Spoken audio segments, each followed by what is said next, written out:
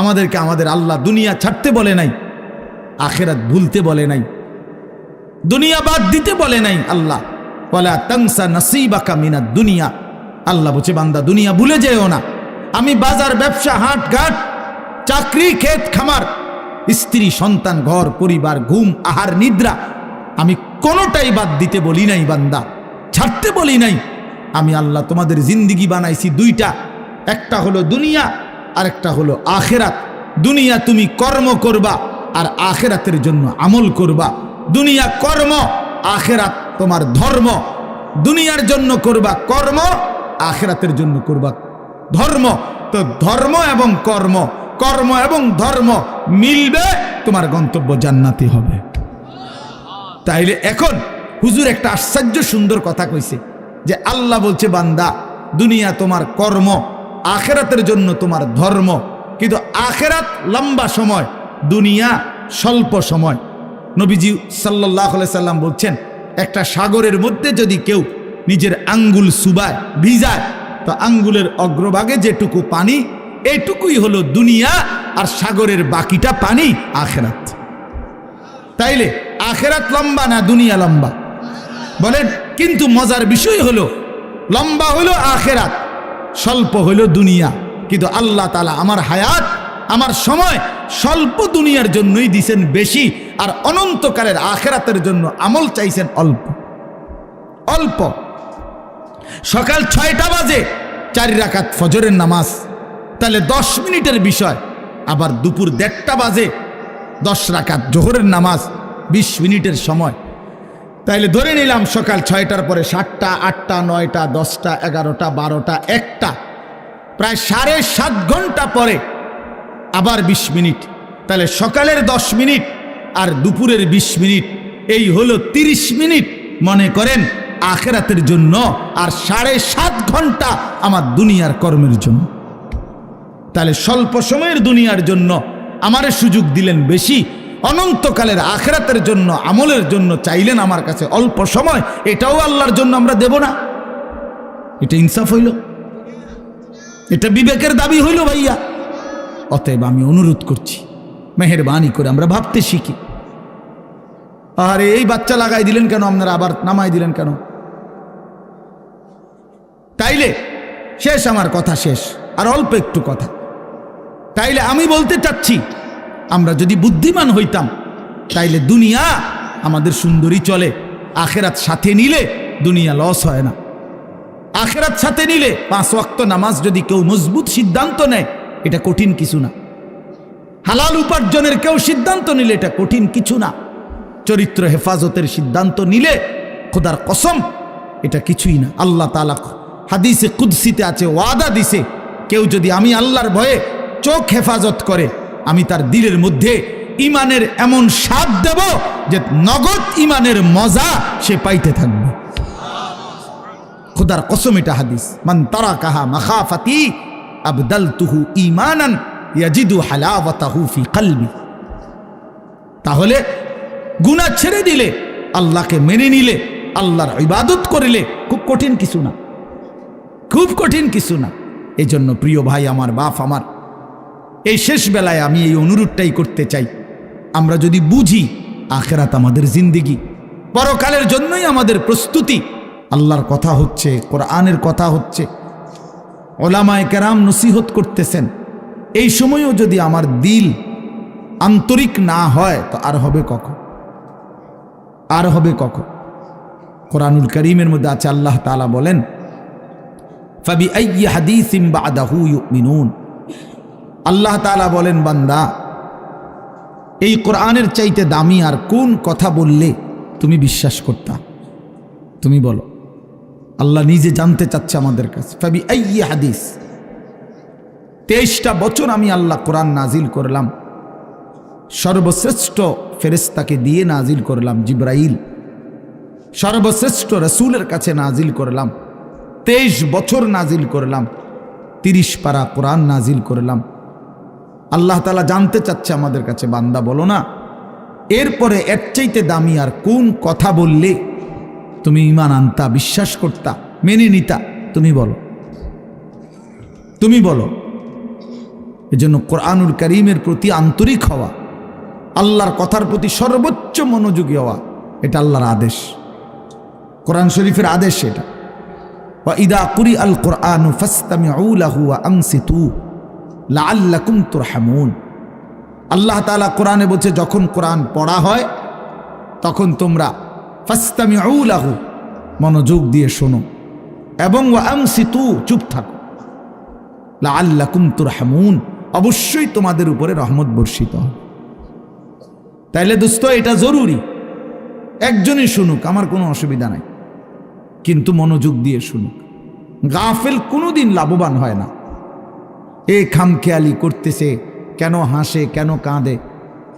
এখন মনে করেন রাত 11টা বাজে, এখন এত রাত্রে বুট খাওয়ার কি যুক্তিকতা? না কথার কথা, ইনসাফ করে বলেন ভাইয়া, মস্কারি করো না, ভাবতে শেখো। একটা বিবেক কি বলে? রাত 11টা বাজে, এটা কি যৌক্তিকতা হইতে পারে? আল্লাহর কথার প্রতি খামখেয়ালি, এই অপদার্থই থেকে যায়। এ জীবনেও কোনোদিন জিন্দিগি সুন্দর হয় না, গাফেলের জীবন কখনোই সুন্দর হয় না। এ খামখেয়ালি আর কি, অবহেলা। কোরআন শরীফে আছে, আল্লাহ তাআলা স্পষ্ট বলছেন, যত লোক জাহান্নামী হবে, সমস্ত জাহান্নামী ব্যক্তির একত্রিত পরিচয় আল্লাহ বলছেন, উলাইকা হুমুল গাফিলুন, এরা মূলত গাফেল। এজন্য ভাইয়া বুট বাদামও খাইও না।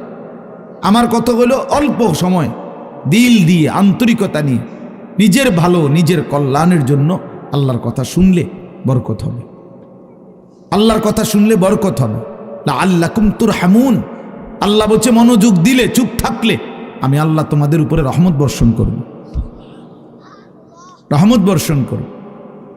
কোরআন শরীফে আছে স্পষ্ট, ওমান আযলামু মিম্মান দুক্কিরা বিআয়াতি রাব্বিহি সুম্মা আ'রাযা আনহা।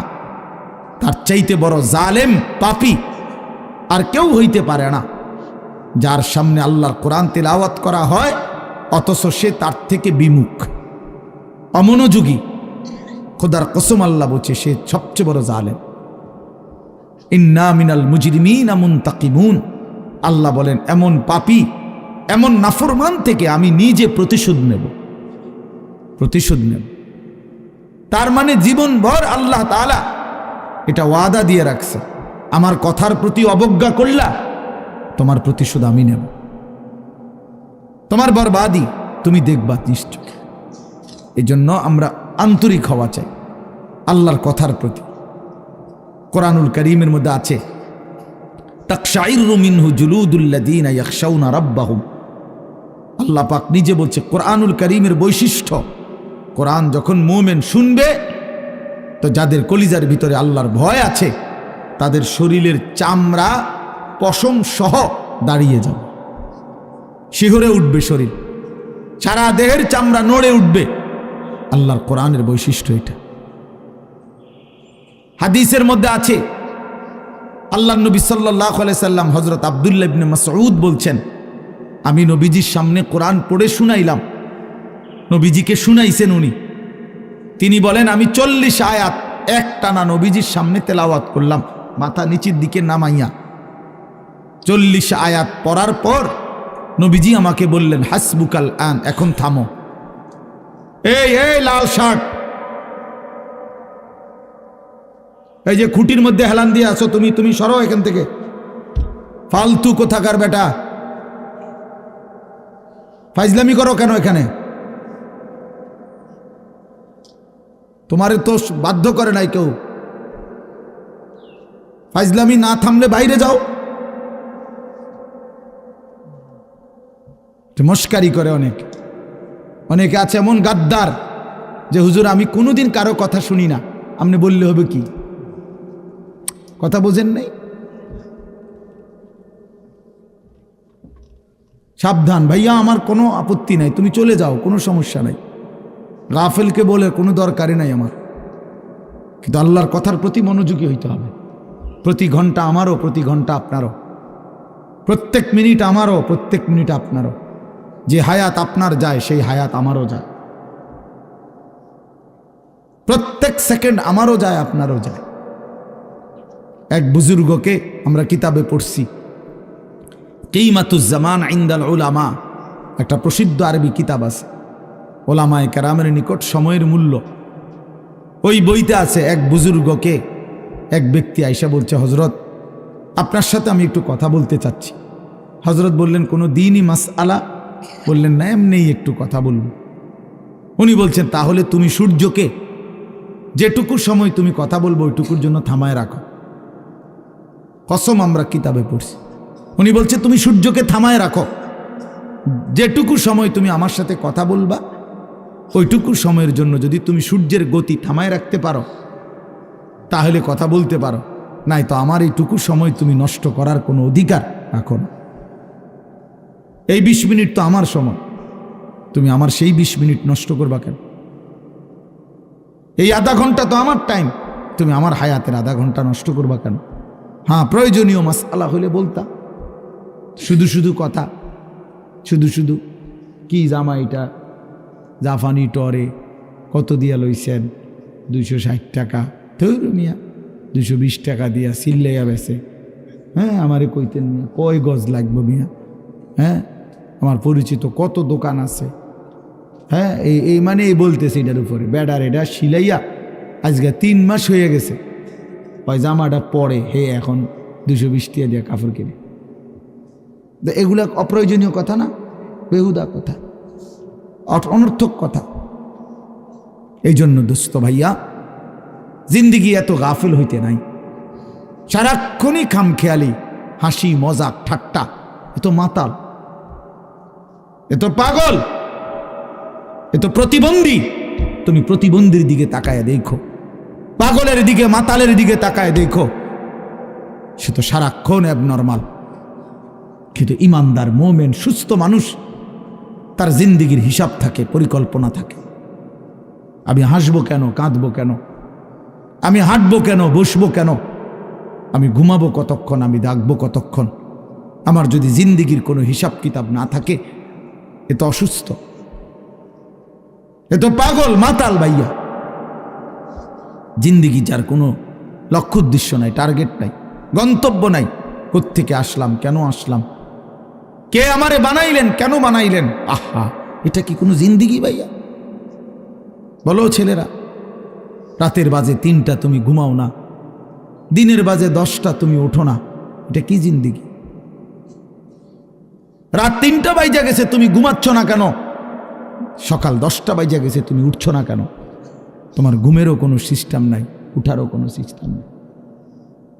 সারা রাত উলঙ্গ ছবি দেখে, নারী দেখে, জিনা ব্যভিচারের দৃশ্য দেখে নাফরমান ঘুমায় আসে।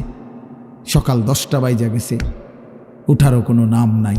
আহা, আল্লাহর নবী সাল্লাল্লাহু আলাইহি ওয়াসাল্লাম বলছেন, খোদার কসম, নবীজি বলছেন যে ফজরের নামাজ পড়ে না সে খবিস। খবিস, এটা খবিস, খবিসান নফস। ওই ব্যক্তি খবিস, কাসলান, অলস। নবীজি বলছেন, যাকা রাজুলুন বালা শাইতানু ফি উযুনাইহি, যে ফজরের নামাজ পড়ে না শয়তান তার 2 কানে পেশাব করে দেয়। শয়তান পেশাব করে দেয়। নবী সাল্লাল্লাহু আলাইহি ওয়াসাল্লাম বলেন, ফজরের নামাজ না পড়ে যেই নাফরমান ঘুম থেকে জাগে, ঘরের বাইরে বের হয়, সে শয়তানের, ইবলিসের পতাকা নিয়ে বের হয়। রায়াতুশ শাইতান, শয়তানের পতাকা নিয়ে বের হয়। এজন্য দোস্ত, আমরা এটা বোঝা উচিত। আমার কথা, প্রথম কথা এটা প্রত্যেকেই বোঝা উচিত, আমি মুসলমান, আমার একজন আল্লাহ আছেন, আমার শ্রেষ্ঠ রাসূল আছেন, আমার একটা কিতাব কোরআন আছে, আমার একটা ধর্ম ইসলাম আছে। 4টি সর্বশ্রেষ্ঠ নিয়ামত আমার আছে। আল্লাহ আমার রব, মুহাম্মদ সাল্লাল্লাহু আলাইহি সাল্লাম আমার রাসূল, কোরআন আমার কিতাব, ইসলাম আমার ধর্ম। এই 4টি সর্বশ্রেষ্ঠ নিয়ামত থাকার পর আমি পথহারা হব কেন? তুমি চরিত্রহীন হবা কেন?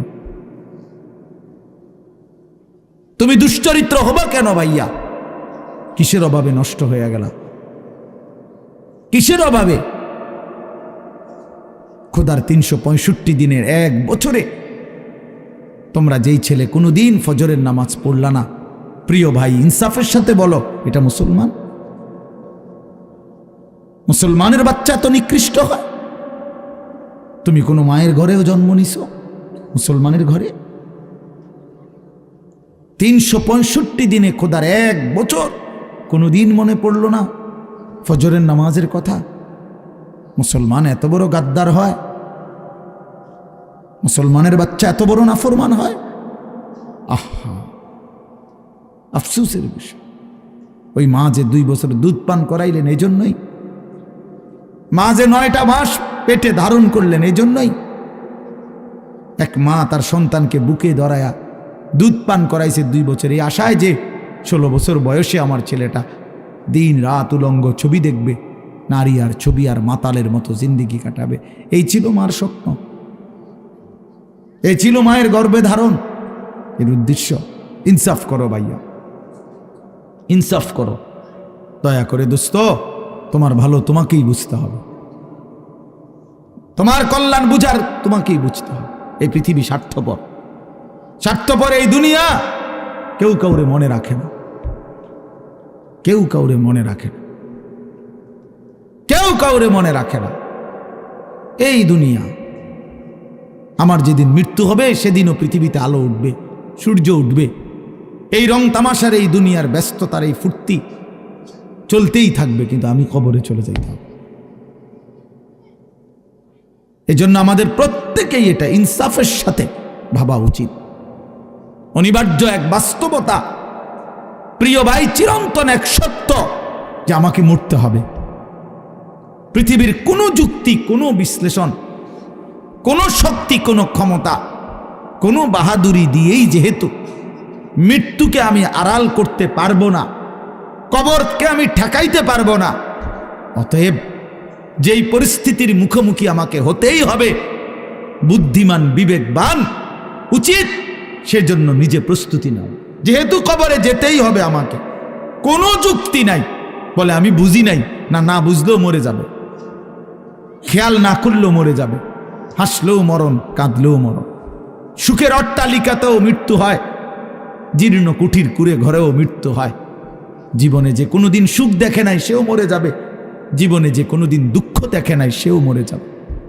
তাহলে ভাইয়া বাপ, যে মৃত্যু আমাকে বরণ করতেই হবে, যেই কবরে আমাকে যেতেই হবে, কোনো ফাঁক ফুক নাই, কোনো সাইড নাই, তাহলে তার জন্য প্রস্তুতি নেওয়া, তার জন্য বাবা যে সেখানে আমার কি হবে, সেখানে আমাকে কি করতে হবে, খোদার কসম এতটুকু বিবেক বুদ্ধি খাটানো এটা একটা সুস্থ মানুষের দাবি,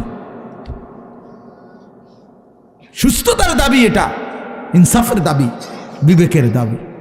এতটুকু বিবেক যদি কাজ না করে, ধরে নিতে হবে তার আকলই নাই, দেমাগই নাই, দেমাগই নাই।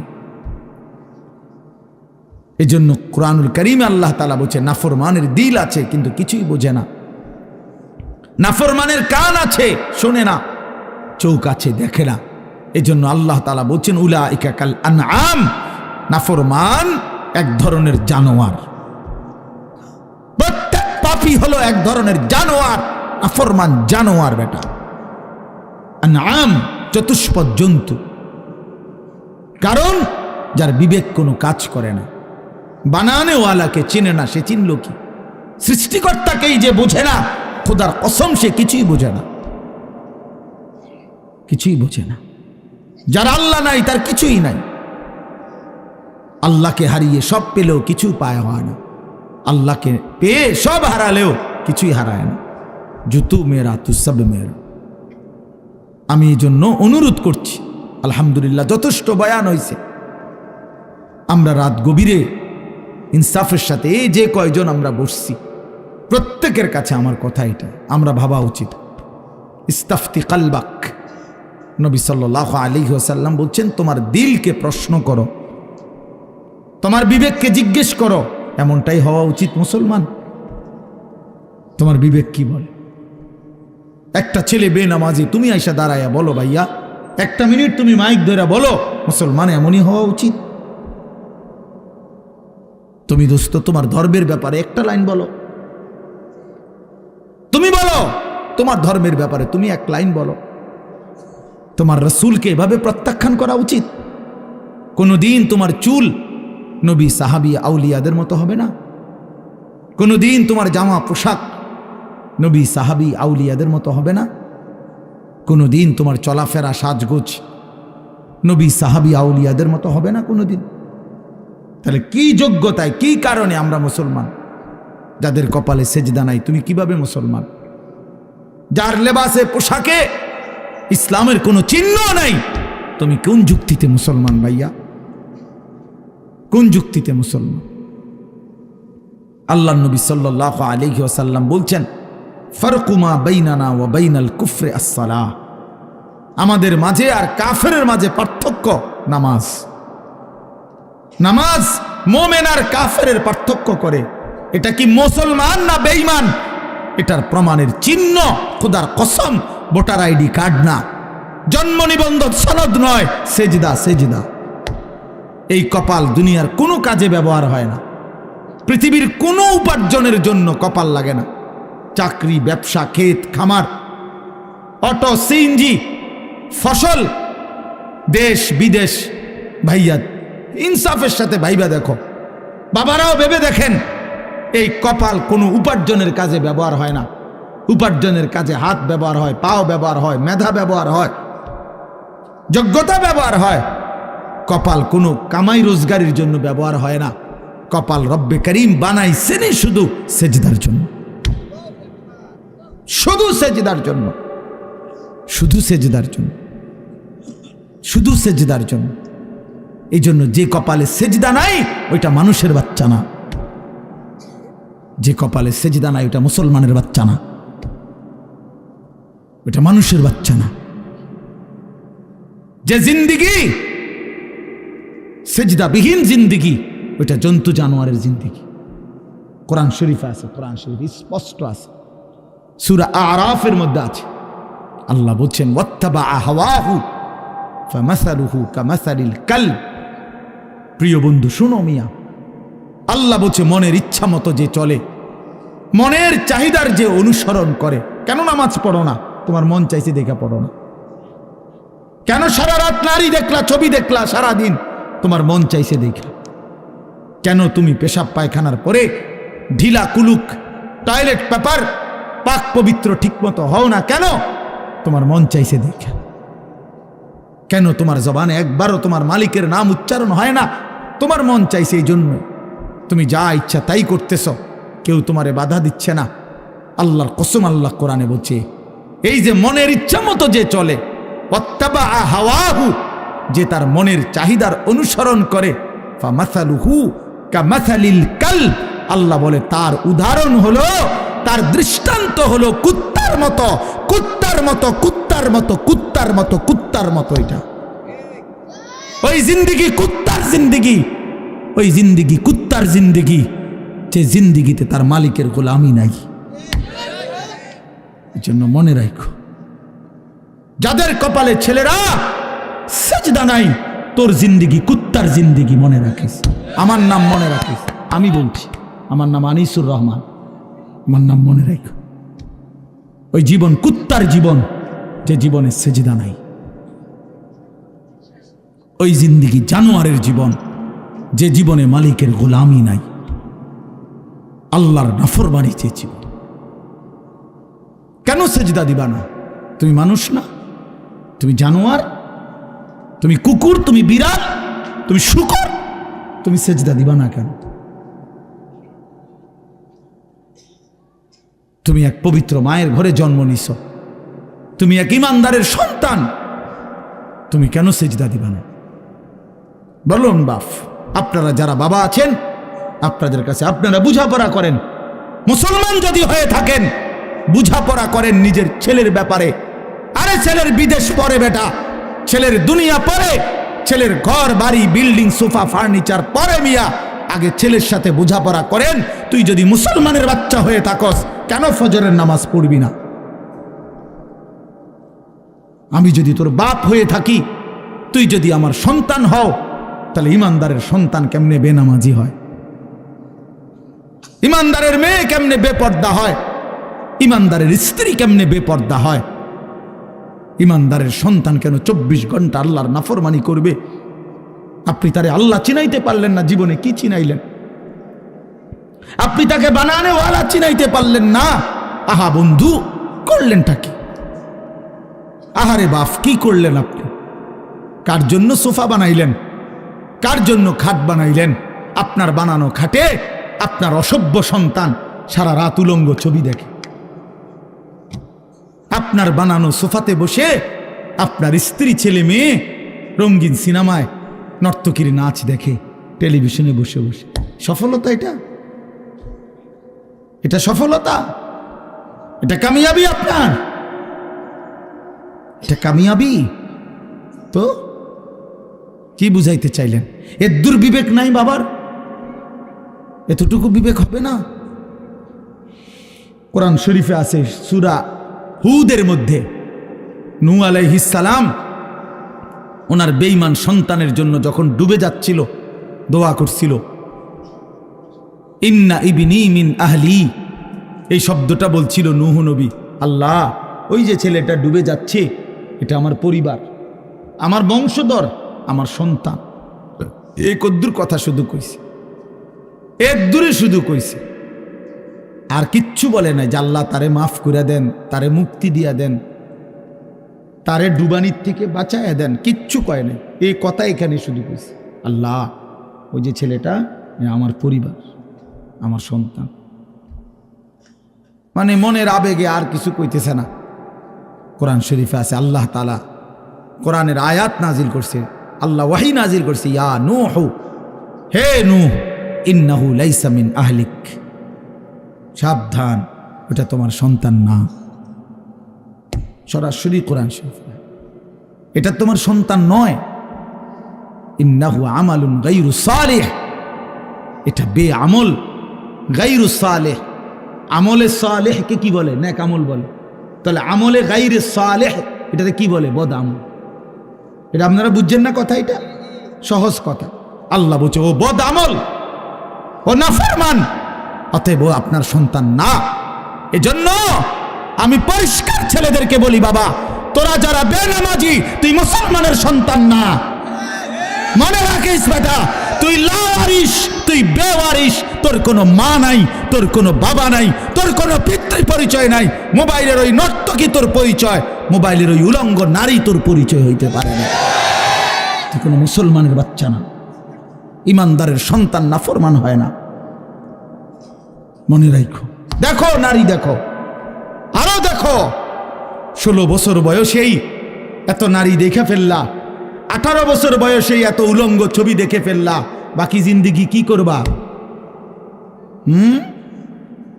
বাকি জীবনটা কি করবা? সব তো দেখেই লাইলা, সব তো দেখেই ফেললা, পৃথিবী তো ভোগে করে ফেললা, এবার জাহান্নামে ফেলানো ছাড়া আর বাকি কি? সব তো দেখেই লাইলা।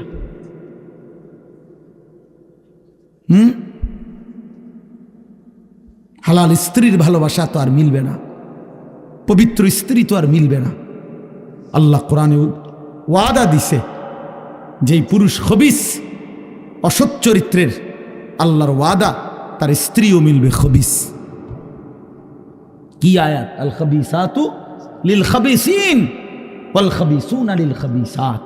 সরাসরি কোরআন শরীফের আয়াত। বন্ধু মনে রাখো, আমি ডেইলি বলি, রাস্তার বেডি আর মোবাইলের বেডি আর বাস্তবতার বিবি এক কথা না।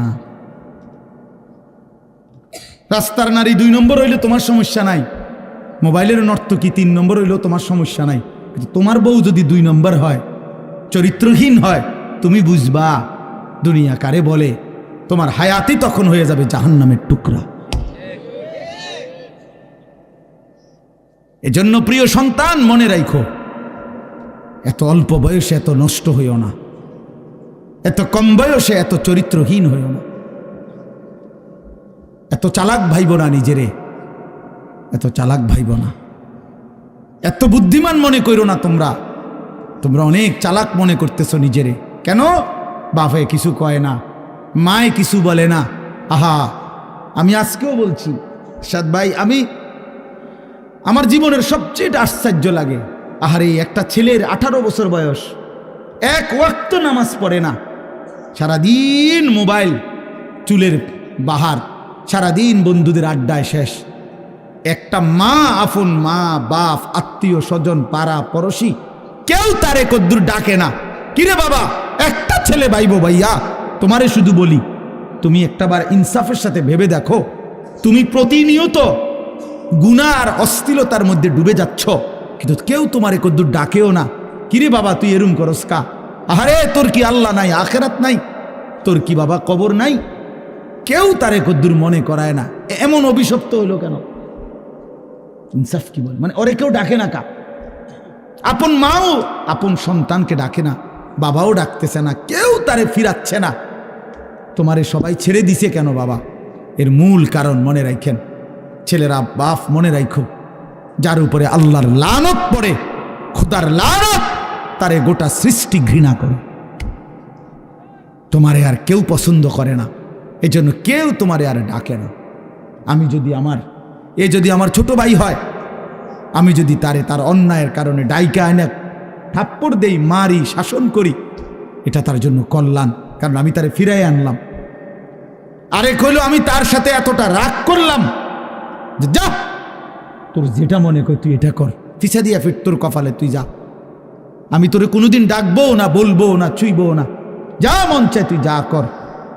তোর বাহ্যিক দৃষ্টিতে তো মনে হবে তারে মারি নাই, থাপ্পড় দেই নাই, কিন্তু তার তো অনন্তকালটা শেষ, তার ভবিষ্যৎটা শেষ, তার লাইফটা তো শেষ। তার চাইতে ভালো ছিল তারে মারা, কিল কনি ঘুষি দিয়া হইল ফিরাইয়া আনা, এটা উত্তম ছিল না? এই জন্য তোমারে ফিরাবে না কেন? তোমরা যারা সারা দিন রাত এক ওয়াক্ত নামাজ পড়ো না, কোনোভাবেই আল্লাহ আখেরাত পরকালের কিছুই বুঝো না, এমন অভিশপ্ত, মাত্র 18 বছর বয়সে খোদার গজব পড়ল তোমার উপরে, আল্লাহর লানত পড়ল কেন? 18 বছর বয়সে এত বড় নাফরমান হয়ে গেল কেন? 20 বছর বয়স না হইতেই বাবা তুমি এত বড় আল্লাহর অভিশপ্ত বান্দা হইয়া গেল কেন, যে কেউ তোমার আর পছন্দ করে না, কেউ ডাকে না? আমি একটু আগেও বলছি বয়ানে, আমার মার বয়স 75 বছর, আমার আম্মার বয়স, আমার বয়স 44 বছর। আমি আজকে 21 বছর ওয়াজ মাহফিলের এই জিন্দিগি আমার, আলহামদুলিল্লাহ। আমার 4টা সন্তান আছে বাবা, আমার 4টা ছেলে মেয়ে আছে। আমার এই 44 বছর বয়সেও আমার আম্মা 75 বয়স্ক মহিলা, এখনো আমার মা আমারে কথা হইলেই বলে, হুত নামাজ শুনি, খোদার কসম মা আমারে এখনো জিগায়, ফুত নামাজ শুনি, নামাজ পড়ছো। আমার সন্তানদেরকে দেখলো জিগায়, নাতি নামাজ শুনি। আমার মা আমারে আজও বলে, ফুত কত হানে ওয়াজে যাও, মানুষের লোকে চাইও টাকা পয়সা লইয়া, কি করো না, কষ্ট দিও না, ঝামেলা করো না। কতবার যে কইছে মা আমার এই কথাইটা, শতবার কইছে মা আমারে আমার এই জীবনে। কিরে ভাইয়া, 75 বছর বয়স্ক মা তো আমার 44 বছর বয়সী সন্তানকে আজও ডাকে যে ফুত নামাজ পড়ছুনি, তোমার বয়স মাত্র 18 বছর, তোমারে কেন কেউ ডাকে না? তোমার জীবনে এত বড় অভিশপ্ত হলো কেন? নুয়াল্লিহি মা তাওয়াল্লা ওয়া নুসলিহি জাহান্নাম ওয়া সাআত মাসীরা। আল্লাহ বলে, আমার যে বান্দা আমার রাসূলের বিরুদ্ধাচরণ করবে এবং আমার ইমানদার মুমিনদের পথ থেকে উল্টো পথে চলবে, আল্লাহর কসম আল্লাহ বলে, নুয়াল্লিহি মা তাওয়াল্লা, আমি তাকে সেই উল্টো পথেই চালাবো, ওয়া নুসলিহি জাহান্নাম, একদিন তাকে জাহান্নামেই ফেলে দেব, একদিন তাকে জাহান্নামেই ফেলে দেব। ওয়ালা তাকুনু কাল্লাযীনা নাসুল্লাহ ফাআনসাহুম আনফুসাহুম। রব্বুল আলামিন বলেন, ইমানদার আমি আল্লাহকে এতটা ভুলে যেও না, বেশি দিন ভুলে গেলে আমি একদিন তোমাকে নিজের পরিচয় ভুলিয়ে দেব, আত্মপরিচয় ভুলে যাবা বান্দা, আর কোনোদিন মনে পড়বে না তুমি মুসলমান, আর কোনোদিন মনে পড়বে না তোমার কবর আছে, হাসর আছে, আখিরাত আছে, আর কোনোদিন পরকাল ভুলে দেব। ব্যস্ততম এই দুনিয়ায় কারাকারি কামড়াকামড়ি করতে করতে, দুনিয়া কারাকারি করতে করতে, দুনিয়ার নেশায় পড়ে থাকতে থাকতে একদিন কবরে পৌঁছায় দেব, আখিরাত বুলায় দেব। আল্লাহাকুমুত তাকাসুর হাত্তা যুরতুমুল মাকাবির। আল্লাহ বলে, বান্দা দুনিয়া বাড়ানোর নেশায় আখিরাত ভুলে গেলা, কিন্তু মনে রেখো এরই মাঝে একদিন কবরস্থানে পৌঁছে যাবা। ঠিকই একদিন কবরস্থানে চলে আসবা। কাল্লা সাউফা তা'লামুন, সেদিন কবরে আসলেই আমি আল্লাহ তোমাকে বুঝিয়ে দেব আমার প্রতিটা নাফরমানির শাস্তি। এজন্য প্রিয় বন্ধু, আমার মূল বক্তব্য এবার ইনসাফের সাথে বুঝেন। সবাই আলহামদুলিল্লাহ মনোযোগী হয়েছেন, আমরা কম হই কিন্তু মনোযোগী হইছি। এই যে আন্তরিকতা নিয়ে এখন শুনতেছেন, এবার একবার এতক্ষণের ধমকা ধমকি মূল মাকসাদ, দোস্ত খোদার কসম আমি কোনো কারোর সাথে ঝগড়া করে বসছি না।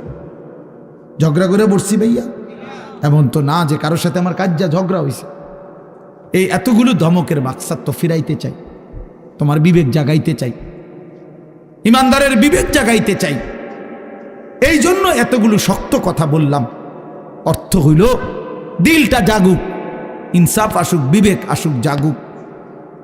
তো যদি আমরা বুঝি আমরা মুসলমান, আমরা মুমিন, তাইলে বাপ আমাদের জিন্দিগি আখেরাত, আমাদের জীবন দুনিয়া না। দুনিয়া আমাদেরকে অল্প সময়ের জন্য দেওয়া হয়েছে, মূলতই আমাদের যাবতীয় হাসি কান্না আনন্দ বেদনা, আমাদের জিন্দিগির যাবতীয় প্রস্তুতি খোদার কসম আখিরাতের জন্য। আখিরাতের জন্য আমাদের সত্যিকার অর্থে আমরা একটা মিনিট আমার শায়েখ আরিফ বিল্লাহ হাকিমুন নফস আল্লামা মুফতি মুশতাকুন নবী কাসিমি হুজুর আমার মাদ্রাসায় কয়দিন আগে বয়ান করছিলেন। 8ই ফেব্রুয়ারি আমি আমার মাদ্রাসায় কিশোর যুবক ছেলেদের জন্য আলাদা ইসলাহি মজলিসের আয়োজন করছিলাম বয়ানের। 16 বছর থেকে 30 বছর বয়সী, শুধু এই বয়সী ছেলেদের জন্য প্রায় 600 ছেলে উপস্থিত হয়েছিল। তখন হজরত বলছিলেন ওইখানে বয়ানে যে ভাইয়া আমাদের জিন্দিগি দুইটা, আমাদেরকে আমাদের আল্লাহ দুনিয়া ছাড়তে বলে নাই, আখিরাত ভুলতে বলে নাই, দুনিয়া বাদ দিতে বলে নাই। আল্লাহ ওয়ালা তানসা নাসিবাকা মিনাদ দুনিয়া, আল্লাহ বলছে বান্দা দুনিয়া ভুলে যেও না। আমি বাজার ব্যবসা হাট ঘাট চাকরি ক্ষেত খামার স্ত্রী সন্তান ঘর পরিবার ঘুম আহার নিদ্রা আমি কোনোটাই বাদ দিতে বলি নাই বান্দা, ছাড়তে বলি নাই। আমি আল্লাহ তোমাদের জিন্দিগি বানাইছি দুইটা, একটা হলো দুনিয়া আর একটা হলো আখেরাত।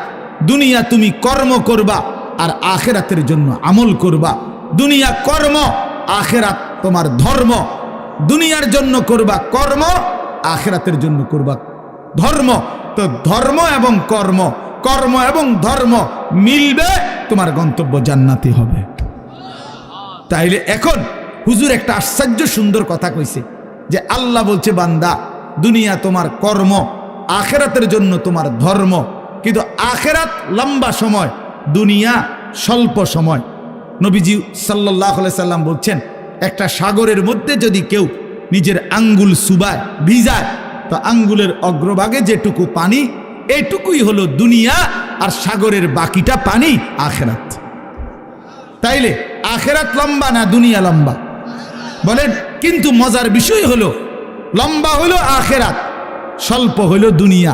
কিন্তু আল্লাহ তাআলা আমার হায়াত, আমার সময় স্বল্প দুনিয়ার জন্যই দিছেন বেশি, আর অনন্তকালের আখেরাতের জন্য আমল চাইছেন অল্প অল্প। সকাল 6টা বাজে 4 রাকাত ফজরের নামাজ, তাহলে 10 মিনিটের বিষয়। আবার দুপুর 1:30টা বাজে 10 রাকাত জোহরের নামাজ, 20 মিনিটের সময়। তাইলে ধরে নিলাম সকাল 6টার পরে 7টা 8টা 9টা 10টা 11টা 12টা 1টা, প্রায় 7.5 ঘন্টা পরে আবার 20 মিনিট। তাহলে সকালের 10 মিনিট আর দুপুরের 20 মিনিট, এই হলো 30 মিনিট মনে করেন আখেরাতের জন্য, আর 7.5 ঘন্টা আমার দুনিয়ার কর্মের জন্য। তাহলে স্বল্প সময়ের দুনিয়ার জন্য আমারে সুযোগ দিলেন বেশি, অনন্তকালের আখেরাতের জন্য আমলের জন্য চাইলেন আমার কাছে অল্প সময়। এটাও আল্লাহর জন্য আমরা দেব না? এটা ইনসাফ হইল? এটা বিবেকের দাবি হইল ভাইয়া। অতএব আমি অনুরোধ করছি, মেহেরবানি করে আমরা ভাবতে শিখি। আরে এই বাচ্চা লাগাই দিলেন কেন, আপনারা আবার নামাই দিলেন কেন? তাইলে শেষ, আমার কথা শেষ, আর অল্প একটু কথা। তাইলে আমি বলতে চাচ্ছি, আমরা যদি বুদ্ধিমান হইতাম তাইলে দুনিয়া আমাদের সুন্দরী চলে, আখেরাত সাথে নিলে দুনিয়া লস হয় না। আখেরাত সাথে নিলে 5 ওয়াক্ত নামাজ যদি কেউ মজবুত সিদ্ধান্ত নেয়, এটা কঠিন কিছু না। হালাল উপার্জনের কেউ সিদ্ধান্ত নিলে এটা কঠিন কিছু না। চরিত্র হেফাজতের সিদ্ধান্ত নিলে খোদার কসম এটা কিছুই না। আল্লাহ তাআলা হাদিসে কুদসিতে আছে, ওয়াদা দিছে, কেউ যদি আমি আল্লাহর ভয়ে চোখ হেফাজত করে, আমি তার দিলের মধ্যে ইমানের এমন স্বাদ দেব যে নগদ ইমানের মজা সে পাইতে থাকবে। খোদার কসম এটা হাদিস। মান তারাকাহা মাখাফাতি আবদালতুহু ঈমানান ইয়াজিদু হালাওয়াতাহু ফি কলবি। তাহলে গুনাহ ছেড়ে দিলে, আল্লাহকে মেনে নিলে, আল্লাহর ইবাদত করিলে খুব কঠিন কিছু না, খুব কঠিন কিছু না। এই জন্য প্রিয় ভাই আমার, বাপ আমার, এই শেষ বেলায় আমি এই অনুরোধটাই করতে চাই, আমরা যদি বুঝি আখেরাত আমাদের জিন্দেগি, পরকালের জন্যই আমাদের প্রস্তুতি, তাইলে আমাদের প্রস্তুতির আখেরাত সাজাইবার সবচেয়ে সুন্দর সিজন, শ্রেষ্ঠতম মাস মাহে রমজান। মাহে রমজান আমাদের সামনে একদম মুখোমুখি, শাহরু রমাদান, রমজান মাস। এই রমজান মাসটাকে কদর করার কথা আমি বলতে চাই, এটাই আমার শেষ আহ্বান। কেউ যদি বুঝি আমরা আমার আখেরাতি মূল, আমার দুনিয়া সামান্য, তাহলে আমাদের উচিত মাহে রমজানের প্রস্তুতি নেওয়া, মাহে রমজানের প্রস্তুতি নেওয়া।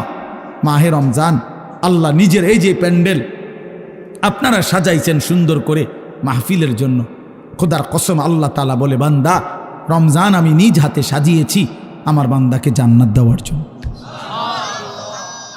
জাহান্নাম থেকে বাঁচাবার জন্য। যদি বলি আল্লাহ কেমনে সাজাইলেন, আল্লাহ তাআলা বলেন, শুনো আমার সাজানোটা তোমরা শুনো। 1, আমি আল্লাহ জান্নাতের সব দুয়ার খুলে দিয়েছি। 2, জাহান্নামের দরজাগুলো বন্ধ করে দিয়েছি। 3, সমস্ত শয়তান এবং দুষ্ট জিন শেকলে বন্দি করে দিয়েছি। এবার আসো রমজানের ভিতরে, আমি আল্লাহ তাআলা রমজানের প্রথম দশক রহমত দ্বারা সাজিয়েছি, মাঝের দশক মাগফিরাত দ্বারা সাজিয়েছি, শেষ দশক নাজাত দ্বারা সাজিয়েছি। এবার আসো ইবাদত, সারা বছরের ইবাদতের সাথে আমি আরো নতুন নতুন কতগুলো ইবাদত রমজানে যোগ করেছি। কি? 1 মাসের পূর্ণ রোজা, 1 মাসের পূর্ণ 20 রাকাত তারাবি, 1 মাসের জন্য ইফতার, 1 মাসের জন্য সাহারি। এই 4টাই ইবাদত। ইফতারও ইবাদত, সাহারিও ইবাদত। সাহারি বুঝুন তো না, রাত্রির খাবার।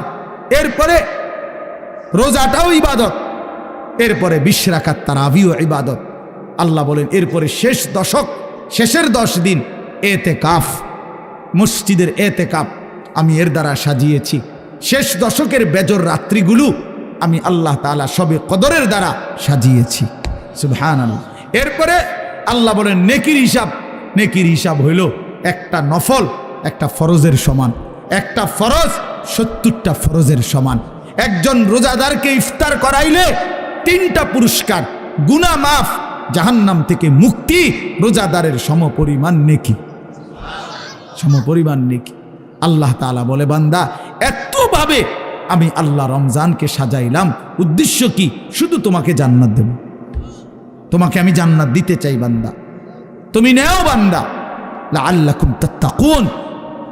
আল্লাহ বলছে 1 মাসে মুত্তাকি বানিয়ে দেব, 1 মাসে তুমি আমার গুনাহ ছেড়ে দাও, আমার একটা রমজান তুমি কদর করো বান্দা, আমি তোমারে মুত্তাকি বানিয়ে জান্নাতি বানিয়ে দেব। এই জন্য আল্লাহ বলছে শাহরু রমাদান। যে আয়াতটা আমি পড়েছি, আল্লাহ নিজে রমজান মাস, এই শব্দ রমজান মাস আল্লাহ নিজে কোরআনে উল্লেখ করছেন। এই জন্য রমজান মাস এটা উচ্চারণ হয় বছরে কত দিন জানেন? প্রতিদিন, প্রতিদিন, প্রতিদিন। কেমনে? কারণ 24 ঘন্টা পৃথিবীতে কোথাও না কোথাও আল্লাহর কোরআন তিলাওয়াত হয়। আর শাহরু রমাদান এই শব্দ অতএব জমিনে 24 ঘন্টায় কোথাও না কোথাও কারো না কারো জবানে উচ্চারিত হয়। সারা বছর রমজানের কথা আলোচিত হয়। নাহলে এই শব্দ শাহরু রমাদান, এটা কোরআন শরীফের শব্দ না, তাহলে এটা কেউ না কেউ তো পড়তেছে, কোথাও না কোথাও কেউ সবক দিতে আসে, কেউ শুনানি চলতে আসে। মানে 24 ঘন্টা আল্লাহর জমিনে সারা বছর এক আওয়াজ উচ্চারিত হয়, রমজান মাস, রমজান মাস, রমজান মাস, শাহরু রমাদান। আল্লাহ এবার বলে, বান্দা শুনো, এই মাসের পরিচয় আমি বললাম, আমার পরিচয় আমি দেই আমার মাসের। আল্লাযী উনজিলা ফীহিল কোরআন, এটা সেই মাস যে মাসে কোরআন নাজিল করা হয়েছে। কোরআন নাজিল করাতে এই মাস দামি। আমার শায়েখ আল্লামা মুফতি মুশতাকুন নবী সাহেব বলে যে দেখো, একটি রমজানে কোরআন নাজিল হয়েছিল, প্রত্যেক রমজানে কোরআন নাজিল হয় না। কোরআন তো একটি রমজানে, নবীজির বয়স যখন 40, ওই সময়ে একটা রমজান কোরআন নাজিল হয়েছিল, কিন্তু ওই এক মাসে একবার কোরআন নাজিল হওয়ার কারণে কোরআনের বরকতে ওই মাস যতবারই পৃথিবীতে আসে ততবারই দামি হয়ে যায়। ওই একটি রাত শবে কদর, ওইটা তো একটা রাতে কোরআন নাজিল হয়েছিল, কিন্তু ওই রাত এইটা এবার যতবারই আসে ঘুরে ঘুরে ততবারই ওই রাত দামি হয়ে যায়। এই জন্য কোরআন যে রাতের সাথে একবার লাগছে, এই রাত আজীবনের জন্য দামি হয়ে গেছে। কোরআন যেই মাসের সাথে একবার লাগছে, ওই মাস আজীবনের জন্য দামি হয়ে গেছে। কোরআন যেই বান্দার জীবনে একবার লাগবে, ওই বান্দাও আজীবনের জন্য দামি হয়ে যায়, দামি হয়ে যায়। হুদাল লিন্নাস ওয়া বাইয়িনাতিম মিনাল হুদা ওয়াল ফুরকান। আল্লাহ বলেন, আমার কোরআনের 3টা বৈশিষ্ট্য, একটা হলো সারা পৃথিবীর মানুষের জন্য হেদায়েত, 2 নাম্বার হলো কোরআনের সমস্ত হেদায়েতের বাণী স্পষ্ট, কোনো অগোছালো, কোনো লুকোচুরি, কোনো সংক্ষিপ্ত অপূর্ণাঙ্গ কোনো কথা নাই, সব স্পষ্ট। আর 3 নাম্বার হলো কোরআনই হচ্ছে একমাত্র সত্য মিথ্যা, ন্যায় অন্যায়, জায়েজ না জায়েজ, হালাল হারাম, বৈধ অবৈধ, উচিত অনুচিতের মাপকাঠি। ফুরকান, ফুরকান। এই জন্য এই তোমরা যারা স্কুলে পড়ো, কলেজে পড়ো ভাইয়া, ইউনিভার্সিটিতে পড়ো, কোনো আপত্তি নাই, তবে এইটা মনে রাখো বন্ধু, কোরআনুল কারীমের জ্ঞান যে অর্জন করতে পারে নাই, কোরআন যে ধরতে পারে নাই, কোরআন যে ছুঁইতে পারে নাই, তুমি ন্যায় অন্যায় চিনো নাই, সত্য মিথ্যা তোমার কাছে স্পষ্ট না। খোদার কসম, পৃথিবীর আর কোনো বই, আমি চ্যালেঞ্জ করলাম এখানে এখন, পৃথিবীর আর কোনো বই দিয়ে, পৃথিবীর আর কোনো গ্রন্থ দিয়ে সত্য মিথ্যা, ন্যায় অন্যায়, জায়েজ না জায়েজ, হালাল হারাম, বৈধ অবৈধ, উচিত অনুচিত নির্ধারণ করা যায় না। না, বাংলা বই দিয়ে হবে না, এটা অঙ্ক বই দিয়ে হবে না, ইংরেজি বই দিয়ে হবে না, একমাত্র আল্লাহর কোরআন। বৈধ অবৈধ নির্ধারণ করে আল্লাহর কোরআন, হালাল হারাম নির্ধারণ করে আল্লাহর কোরআন, উচিত অনুচিত নির্ধারণ করে আল্লাহর কোরআন। ফুরকান এটা। এজন্য কোরআন বঞ্চিত, সে সত্য মিথ্যা, আলো অন্ধকার থেকে বঞ্চিত, বঞ্চিত। লোক দেখানো যা মন চায়, অমুক ভদ্রলোকে কইছে এটা সুন্দর, এই তো কয় সুন্দর। ইয়াহুদির বাচ্চা কইছে এটা চমৎকার, হেও কয় এটা চমৎকার।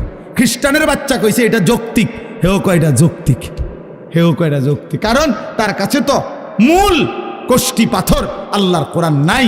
এবার যেই বেঈমান যেটা কয় ওইটাই ভাল লাগে। এই জন্য দেখেন না, আমাদের যেই ছেলেদের কোরআন সুন্নাহর আলোকে নবী সাহাবীদের চুল থেকে যারা বঞ্চিত, তাদের আর চুলের নির্ধারিত কোনো স্টাইল নাই, যখন যেটা দেখে, যেটা ভাল লাগে। দেখেন, যারা নবী এবং সাহাবী আউলিয়াদের পরনের পোশাক থেকে বঞ্চিত, তাদের আর নির্ধারিত কোনো প্যান্ট আর শার্টের মডেল নাই, যখন যেটা ভাল লাগে ওইটাই কিনবে, যখন যেটা চলাফেরা ভালো লাগে সেটাই ভালো লাগে।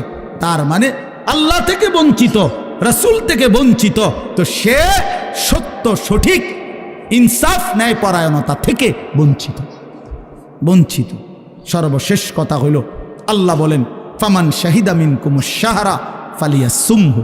অতএব আমার বান্দা, তোমাদের যারাই রমজান মাসে আসবা, পৌঁছবা, তোমরা রোজা রাইখো, আমার হুকুম মাইনো। আল্লাহ বলেন, আল্লাহ যেন মহব্বত করে বলছে, বান্দা রোজা রাইখো, বান্দা আমি তোমারে মুত্তাকি বানাবো, আমি তোমারে জান্নাতি বানাবো, আমি তোমারে জান্নাতি বানাবো।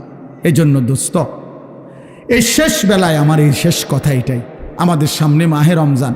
তোমরা যারা কিশোর নওজোয়ান আছো বাপ, তোমাদের কাছে অনুরোধ, রমজানকে মনে করে সামনে রেখে তোমরা তোমাদের জিন্দিগি বদলাও। এই জীবন এভাবে চললে হবে না ভাইয়া, তুমি সুখ পাইবা না, কোনো বেঈমান দুনিয়াতে ইজ্জত পায় না, আখেরাতে তো কিছুই নেই। কোনো সুদখোরকে কেউ সম্মান করে না, কোনো চরিত্রহীন লম্পটকে কেউ সম্মান করে না ভাইয়া, কেউ রে না। মানুষ মানুষ মন্দকে মন্দই বলে, মানুষ উত্তমকে উত্তমই বলে। কোনো লম্পট চরিত্রহীন, কোনো মদখোর গাঁজাখোরকে কেউ জুনায়েদ বাগদাদি বলে না, কেউ বাইজিদ বুস্তামি বলে না, বাটফারকে বাটফারই বলে, নেককারকে নেককারই বলে। মানুষ মানুষ আলোকে আলো বলে, অন্ধকারকে অন্ধকার বলে। এখন যে কোনো মানুষকে জিজ্ঞাসা করলে সে বলবো অন্ধকার। দিনের আলোকে দিনের আলোই বলে, এজন্য সাদাকে মানুষ সাদাই বলে, কালোকে মানুষ কালোই বলে। তার মানে আমরা আরবিতে পড়ছি অফিকা অয়ুবুন অলিন্নাসে আয়ুনুন, তোমারও দোষ আছে, মানুষেরও চোখ আছে। আরবি প্রবাদ। তার মানে তুমি ভাইব না তুমি বুদ্ধিমান, বাকিরা বোকা না।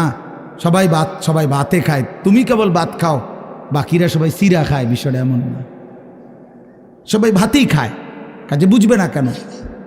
বুঝবে না কেন? আল্লাহ নবী সাল্লাল্লাহু আলাইহি সাল্লাম বলছেন, অন্ধকারে একাকিত্বে যে গুনাহ করে, খোদার কসম আল্লাহ নবী বলছে দিনের আলোতে আল্লাহ তাআলা তার চেহারার মধ্যে সেই অপরাধের চিহ্ন ভাসিয়ে দেয়। এজন্য মানুষ দেখলেই কয় নাফরমানি তো করছে, গাঁজা তো খাইছে, নেশা তো করছে গোপন কোনো জায়গায়, কিন্তু বাইরে হইলে মানুষ চেহারার দিকে তাকাইলেই বলে, দেখতেই বোঝা যায় ফুট্টাখোর।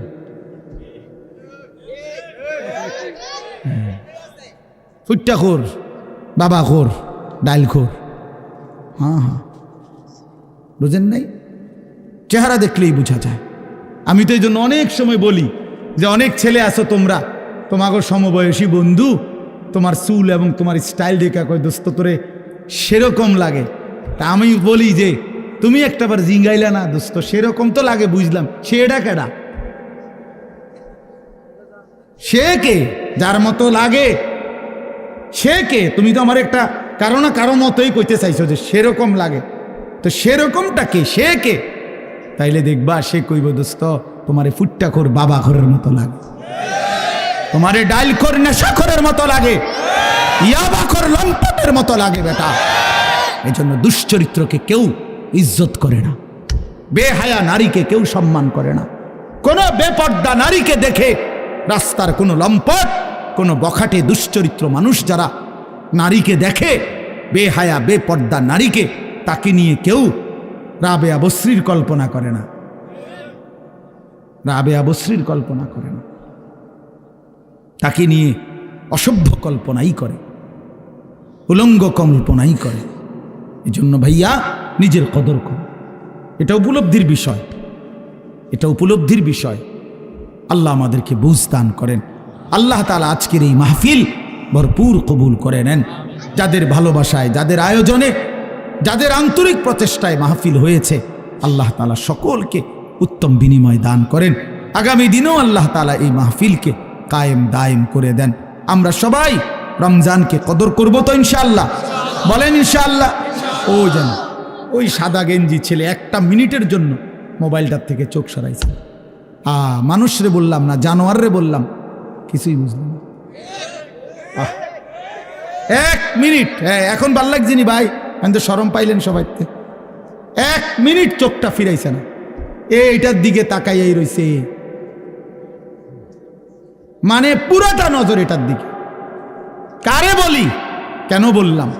আমি ছাড়তে রাজি না, আমি দরকার হলে আর কোনোদিন আসবো না, কোনো অসুবিধা নাই, কিন্তু আমি ছাড়তে রাজি না।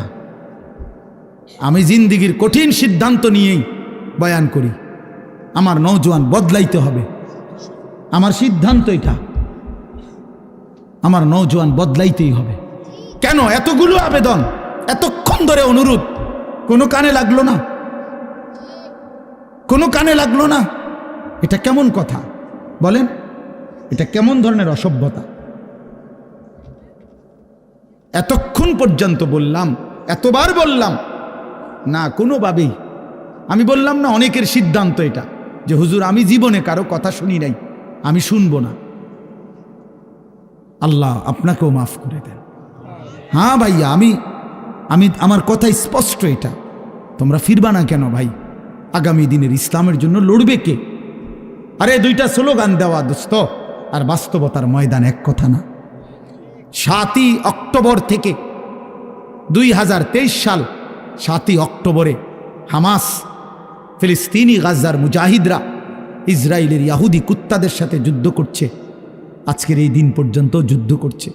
সব হারায় ফেলছে এক একজন, মা বাবা, পরিবার, স্ত্রী, সন্তান, বসত ভিটা, মাটি সব হারায়া এখনো ইসরায়েলের কুত্তাদের কাছে হার মানে নাই, মাথা নোয়ায় নাই। এই হিম্মত, এই বাহাদুর আর দুইটা স্লোগান, এক কথা না ভাই, এক কথা না।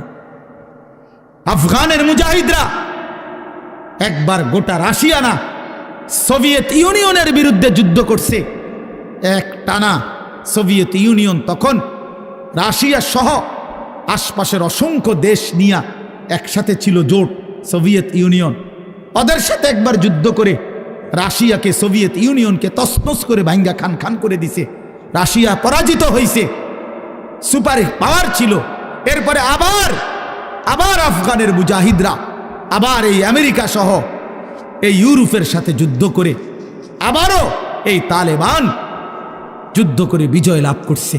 অতএব লাগাতার যুদ্ধ করছে, লাগাতার কত শহীদ, কত রক্ত, কত খুন ঝরেছে, কিন্তু তারা ময়দান ছাড়ে নাই।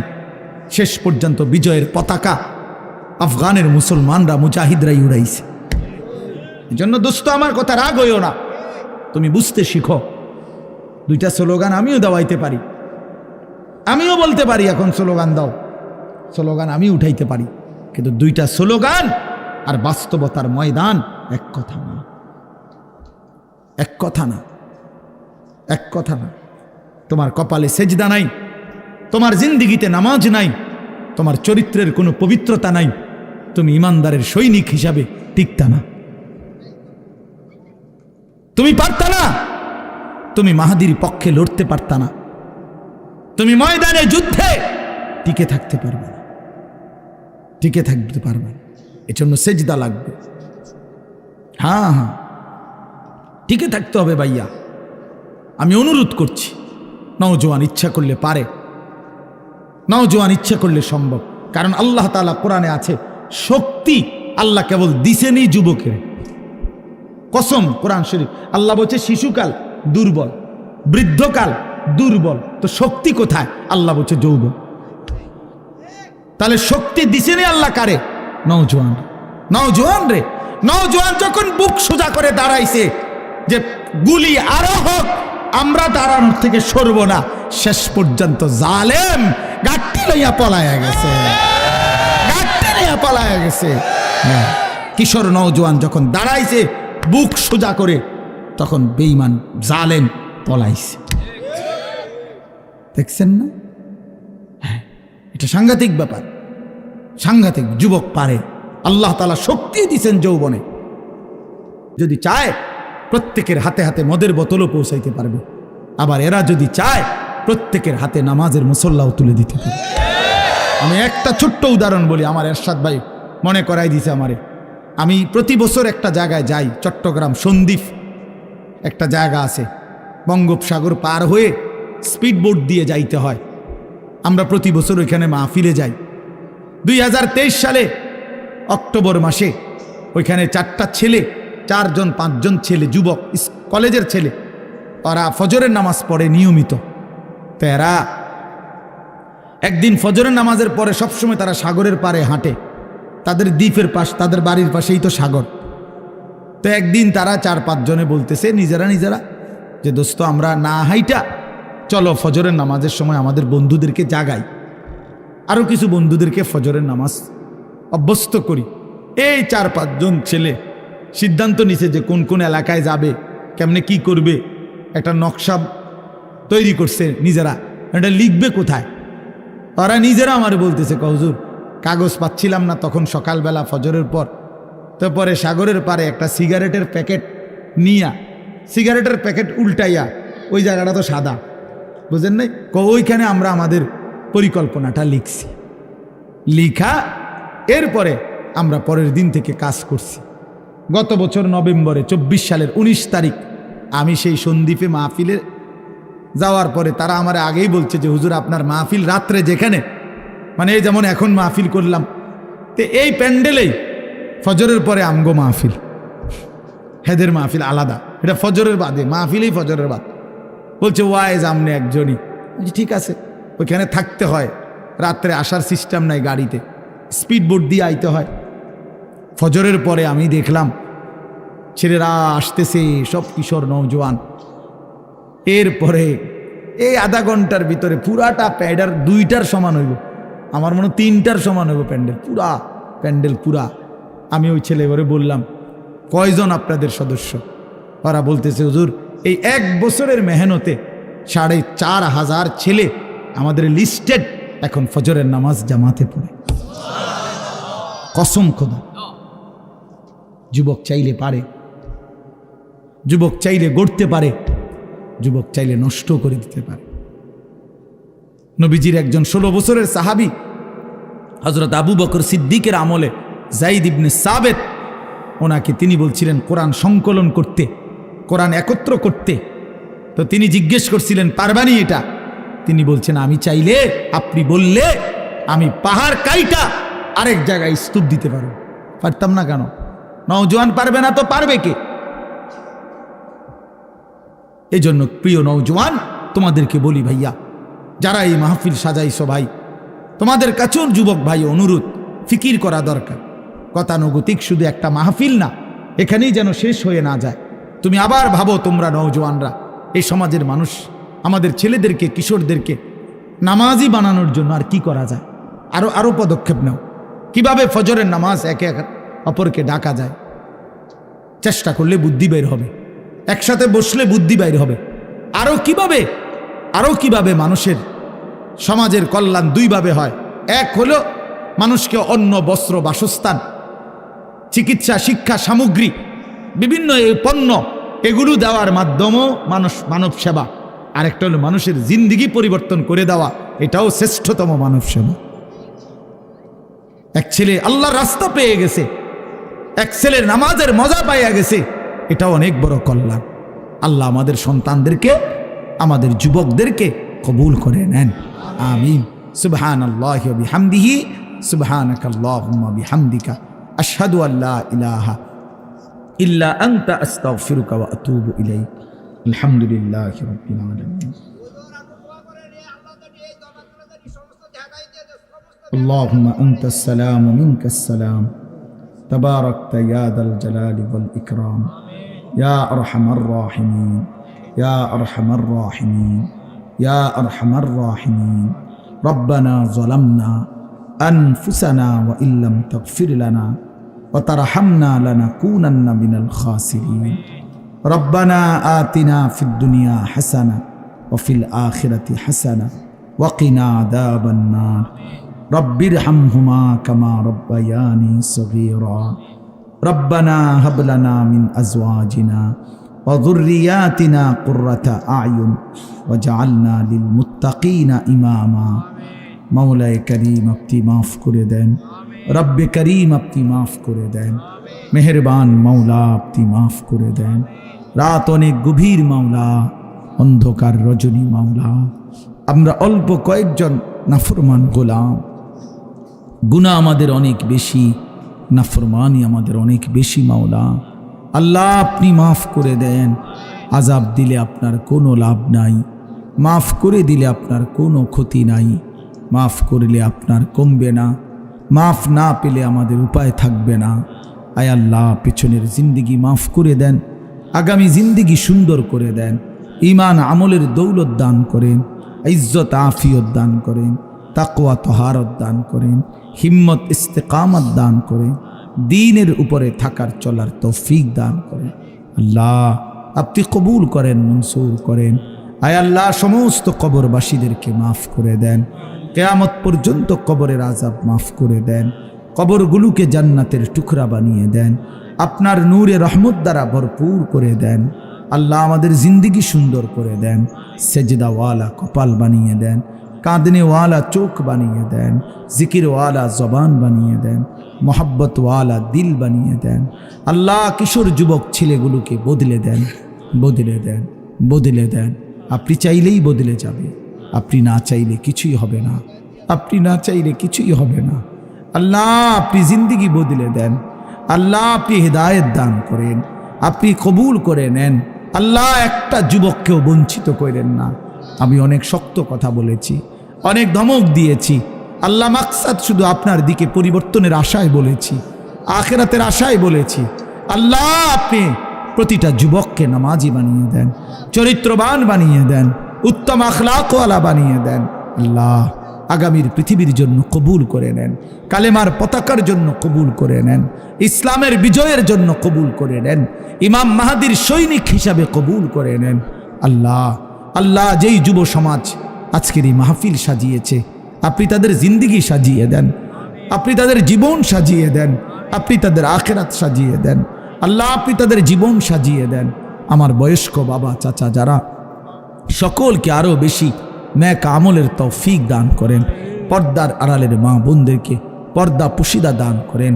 আমার প্রবাসী বিদেশের জমিনে বাবা ভাই যারা সহি সালামতে নিরাপদে ইমান আমলের সাথে রাইখেন মাওলা।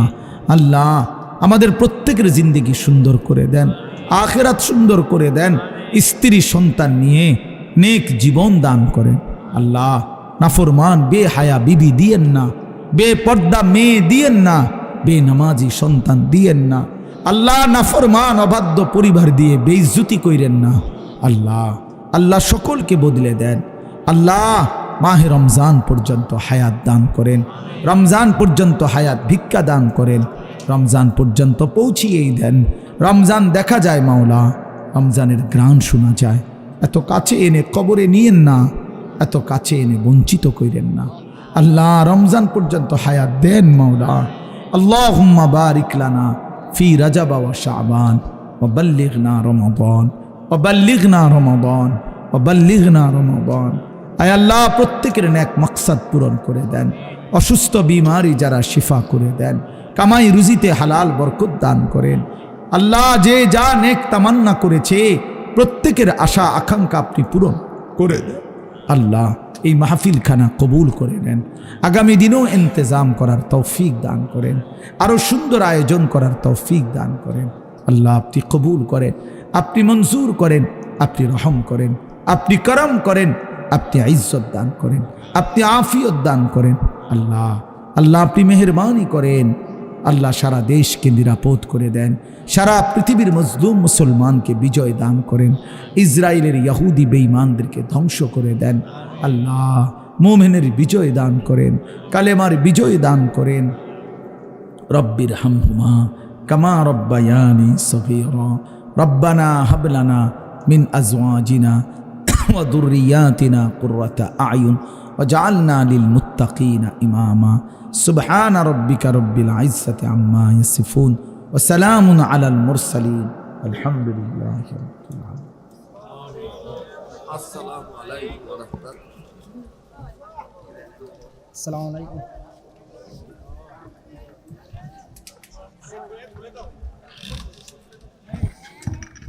আয়োজিত 32তম বার্ষিক ইসলামী মহাসম্মেলনের অত্যন্ত শ্রদ্ধাভাজন সভাপতি দামাত বারাকাতুহুল আলিয়া, উপস্থিত হযরত উলামায়ে কেরাম, সমবেত দিনদার ইমানদার মুসলমান ভাইরা, পর্দার আড়ালে অবস্থানরত শ্রদ্ধেয় সম্মানিত মা ও বোনেরা, রব্বে করিমের দরবারে শুকরিয়া আদায় করছি যিনি আমাদেরকে দয়া করে মায়া করে মেহেরবানি করে আজকের এই মোবারক মজলিসে বুজুর্গদের সোহবতে আসার বসার, কোরআন হাদিসের কিছু কথা বলার ও শোনার তৌফিক দান করেছেন। মহব্বতের সাথে সবাই উচ্চ আওয়াজে পড়ি আলহামদুলিল্লাহ। যারা এখন যে অবস্থায় বসা আছেন আর যা যা করতেছেন আর বলতেছেন, দেখি ওয়াজ মাহফিলের কোনো সুরত আপনারা রাখছেন? হ্যাঁ, আমি আপনাদের কাছে বিনয়ের সাথে জানতে চাই, আরও কিছু সময় কোরআন হাদিসের আলোচনা চলতে থাকবে, শুনতে কি রাজি? যদি রাজি থাকেন মনের থেকে করেন, শুধু ঠুট বেরেন না, অন্তর থেকে বলেন আরো কিছুক্ষণ সময় কোরআন হাদিসের আলোচনা শুনতে কি রাজি? যারা অন্তর দিয়ে রাজি, আমি আপনাদেরকে অনুরোধ করছি একটু আগায় বসে। এখন যারা আগাইবেন তারা অন্তর থেকে রাজি, আর যারা আগাইবেন না তখন বুঝবো আমি।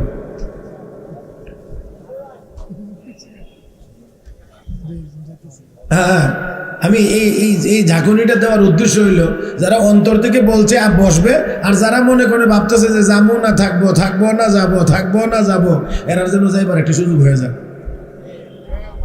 এই যে এইদিকে যারা আছেন দয়া করে বসেন, ক্যামেরা ট্যামেরা শুদ্ধ বসেন, এখন সব বসেন। ভাই ক্যামেরা একবারে দিয়ে ঠিক করে দিতে হবে। ওয়াজ চলবে তো চলার মতো চলবে, ঠিক ও ঠিক নাই, চলবে তো চলার মতো চলবে। মাশাআল্লাহ। এই এখানে যারা দোতলায় বসছেন আপনাদেরকে অনুরোধ করছি আল্লাহর হস্তে বলছি, তারপরে আমার আর নিচে নামার মতো আর শব্দ জানা নাই।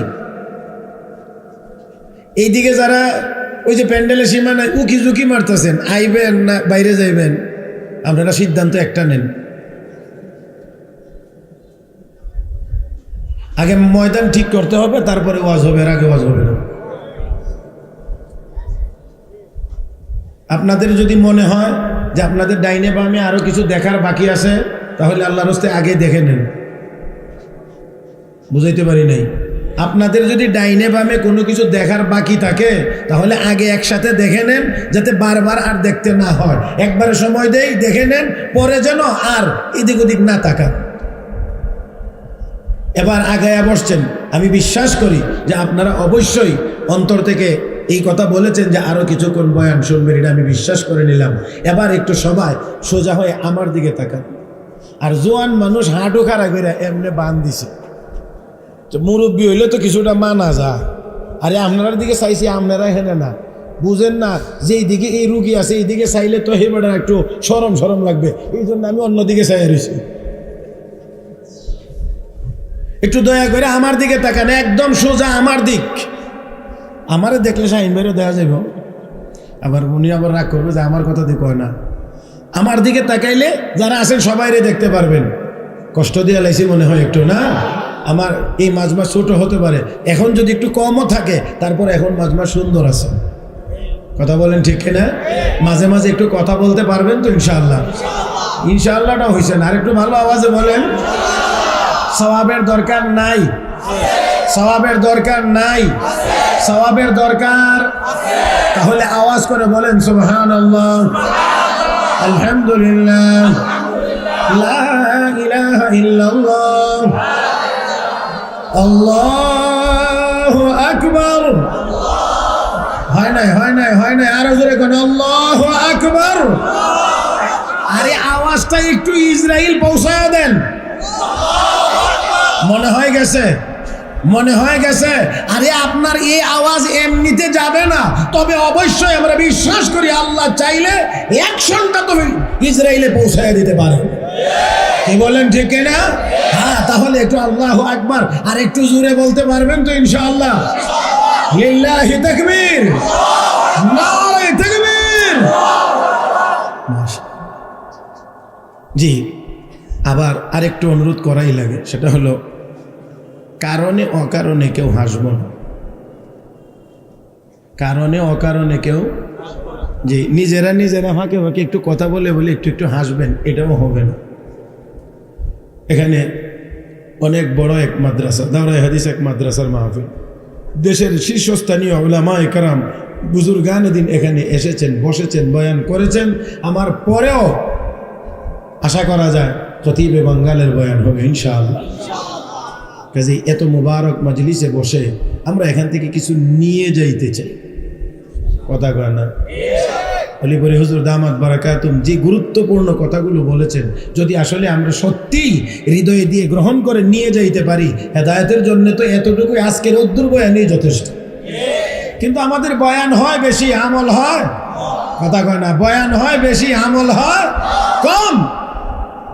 আমরা বেশি শুনতে চাই, আমল করতে চাই কম। সাহাবায়ে কেরাম রিদওয়ানুল্লাহি তাআলা আলাইহিম আজমাইন, তারা আমল করতেন, শুনতেন যতটুকু, আমল করতেন ততটুকু। আজকে আমল করি না, আমলের ব্যাপারে নিরুৎসাহিত করি, আবার আমলের ব্যাপারে যুক্তি খুঁজি, আমার বুঝে আসে। অনেকেই বলে আমার বুঝে আসে না, আমার যুক্তিতে মিলে না। তোমার যুক্তিটাই কি আর মিলবেই কি? আর একটি কথা তো মৌলিক কথা মনে রাখতে হবে, যুক্তি দিয়ে ইসলাম চলে না, ইসলাম চলে কোরআন হাদিস দিয়ে, দলিলের ভিত্তিতে, যুক্তির ভিত্তিতে ইসলাম চলে না। তোমার যুক্তি যদি কোরআন হাদিস মোতাবেক হয় তাহলে যুক্তি গ্রহণযোগ্য, যদি কোরআন হাদিস বিরোধী হয় হাজারো পণ্ডিতের যুক্তিকে আমরা লাথি মারতে প্রস্তুত। কারো যুক্তি দিয়ে আমরা চলি না। আল্লাহ আমাদের সবাইকে বোঝার তৌফিক দান করুন। মুহতারাম হাজিরিন, ইজ্জত সম্মান আমরা সবাই চাই। ইজ্জত সম্মান আমরা সবাই চাই। মূলত ইজ্জত সম্মানের মালিক কে? দেন কে? আবার অপমান করেন কে? আল্লাহ যদি ইজ্জত দেন তাহলে তাকে বেইজ্জতি করার ক্ষমতা কাহারও নাই। আল্লাহ যদি কাউকে অপমান করেন সারা দুনিয়া মিলেও তাকে অপমান থেকে বাঁচানোর ক্ষমতা নাই। আল্লাহ রাব্বুল আলামিন বলেন, কুলিল্লাহুম্মা মালিকাল মুলক تؤتي الملك من تشاء وتنزع الملك ممن تشاء وتعز من تشاء وتذل من تشاء بيدك الخير إنك على كل شيء قدير।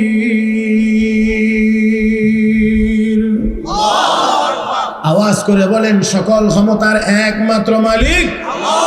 সকল ক্ষমতার একমাত্র মালিক আল্লাহ। ومن الناس من يتخذ من دون الله أندادا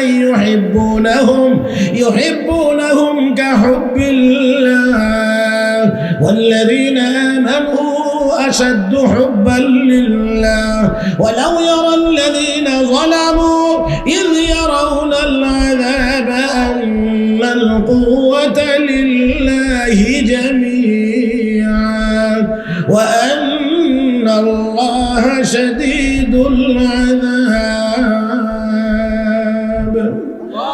আওয়াজ করে বলেন, সব ক্ষমতার একমাত্র মালিক আল্লাহ। দুনিয়ার কেউ মালিক না। আমরা আমাদের মধ্যে যত রকমের যত ধরনের শক্তি দেখি না কেন, এটা আসলে আমার আপনার না, কার দেওয়া? এই জন্য আল্লাহ যখন দেন তখন শক্তিশালী হয়, আল্লাহ যখন নিয়ে যান তখন আর শক্তি থাকে। ও ভাইরা, ও বন্ধুরা, দুনিয়াতে বহু মানুষ নিজেকে অনেকভাবেই শক্তিশালী মনে করেছে, কিন্তু তাদের শক্তি আমার আল্লাহ মুহূর্তের মধ্যে কেড়ে নিয়ে গেছেন। আমার আল্লাহ কাউকে কারো শক্তি আমার আল্লাহ নদীর পানিতে চুবাইয়া দিয়েছেন। হে মুসলমান, কারো শক্তি আমার আল্লাহ জুতা দিয়া বাইরে। কথা কয় না। হে মুসলমান, বহু শক্তিশালী মনে করেছে, অনেক বড় চেয়ারে অধিষ্ঠিত ছিল, চেয়ারে বসেছিল, মানুষকে ডেকে ডেকে এনে অপমান অপদস্থ করেছে। আমার আল্লাহ কয়, রাগ, সময় শেষ হয়ে আসছে। সময় যখন শেষ হয়েছে, এমন ব্যক্তিদেরকে আবার কলা পাতার বিছানায় ঘুমাইতেও দেখা গেছে। হ্যাঁ, বহু আলেমের বদ্ধ আছে তার উপরে, বহু আলেম ওলামার বদ্ধ আছে। মনে রাখতে হবে, জবান বন্ধ করে দেওয়া যায় ভয় দেখায়া, ওই তো কিছু সময়ের জন্য বন্ধ করে দেওয়া যায়, জেলখানাতে কাউকে আটকায় রাখা যায়, কিন্তু মনে রাখতে হবে ওলামায়ে কেরামের শেষ রাতের চোখের পানি আটকায় রাখা যায় না।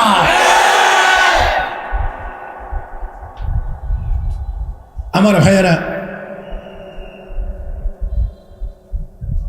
আমার খুব বেশি সময় লম্বা হবে না, কারণ খতিবে মাঙ্গাল আল্লামা জুনায়েদ আল হাবিব দামাত বারাকাতুহু চলে আসছে। না আলহামদুলিল্লাহ, কালকে নাস্তার পরে কই যে এখানে বাপ ধরছেন আপনারা।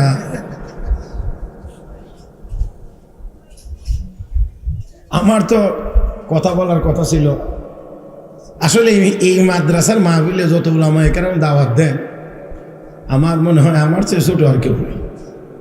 আমার কথা ছিল এশার নামাজের পরে, কিন্তু সব ওলামা একরাম একসাথে হাজির। এখন দেখে মানে অটোমেটিকলি আমার সিরিয়াল গেছে পিছনে।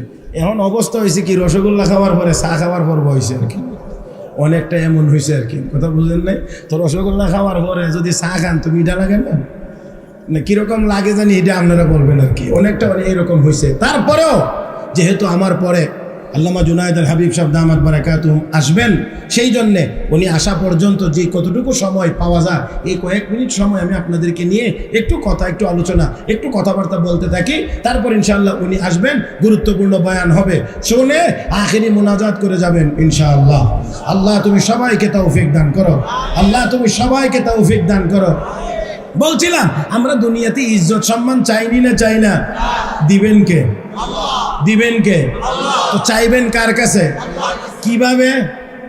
গুনাহ করে, হ্যাঁ কথা কয় না, গুনাহ করে, কাজ করে গুনার, চাই সম্মান।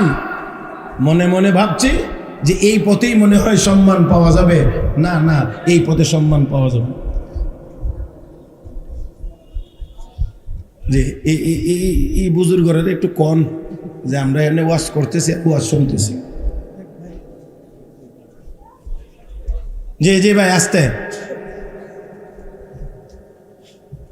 আমি আর কিছু করতে পারি আর না পারি, অন্তত ময়দানটা যদি একটু ঠিক করে দিয়ে যাইতে পারি, পরবর্তী বুজুর্গে এসে যদি আপনাদেরকে নিয়ে একটু সুন্দরভাবে কথা বলতে পারেন, তাহলে আমি মনে করবো আমার এই চেষ্টাটাই আজকের জন্য যথেষ্ট। বয়ান আলহামদুলিল্লাহ আল্লাহ পাক অনেক করাইছেন, করছি তো। মুহতারাম হাজরিন, নাফরমানি করব আর আল্লাহর কাছ থেকে সম্মানের আশা করব, দুইটা একসাথে হতে পারে না। আল্লাহ রাব্বুল আলামিন বলেন, মান আমিলা সালিহান মিন যাকারিন আও উনসা ওয়া হুয়া মুমিন ফালানুহয়িয়ান্নাহু হায়াতান তাইয়্যিবা ওয়া লানাজজিয়ান্নাহুম আজরাহুম বিআহসানি মা কানু ইয়ামালুন।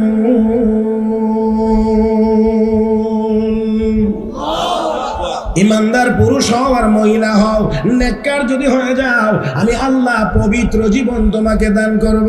ও মুসলমান, অপবিত্র জীবন কোনোদিন সম্মানের হয় না। ঠিকঠাক একটু আসতে, অপবিত্র জীবন কোনোদিন সম্মানের জীবন হয় না। এই জন্যে সুদখোরের জীবন কোনোদিন সম্মানের হয় না, ঘুষখোরের জীবন সম্মানের হয় না, দুর্নীতিবাজদের জীবন সম্মানের হয় না, সন্ত্রাসীদের জীবন সম্মানের হয় না। আমার ভাইরা, আমার বন্ধুরা, সাময়িক সময়ের জন্য দেখা যায় তারা তাদেরকে মানুষ দেখে দেখে সম্মান করে, আসলে সম্মান করে না, তাদেরকে ঘৃণা করে। আসলে সম্মান করে না, তাদেরকে ঘৃণা করে।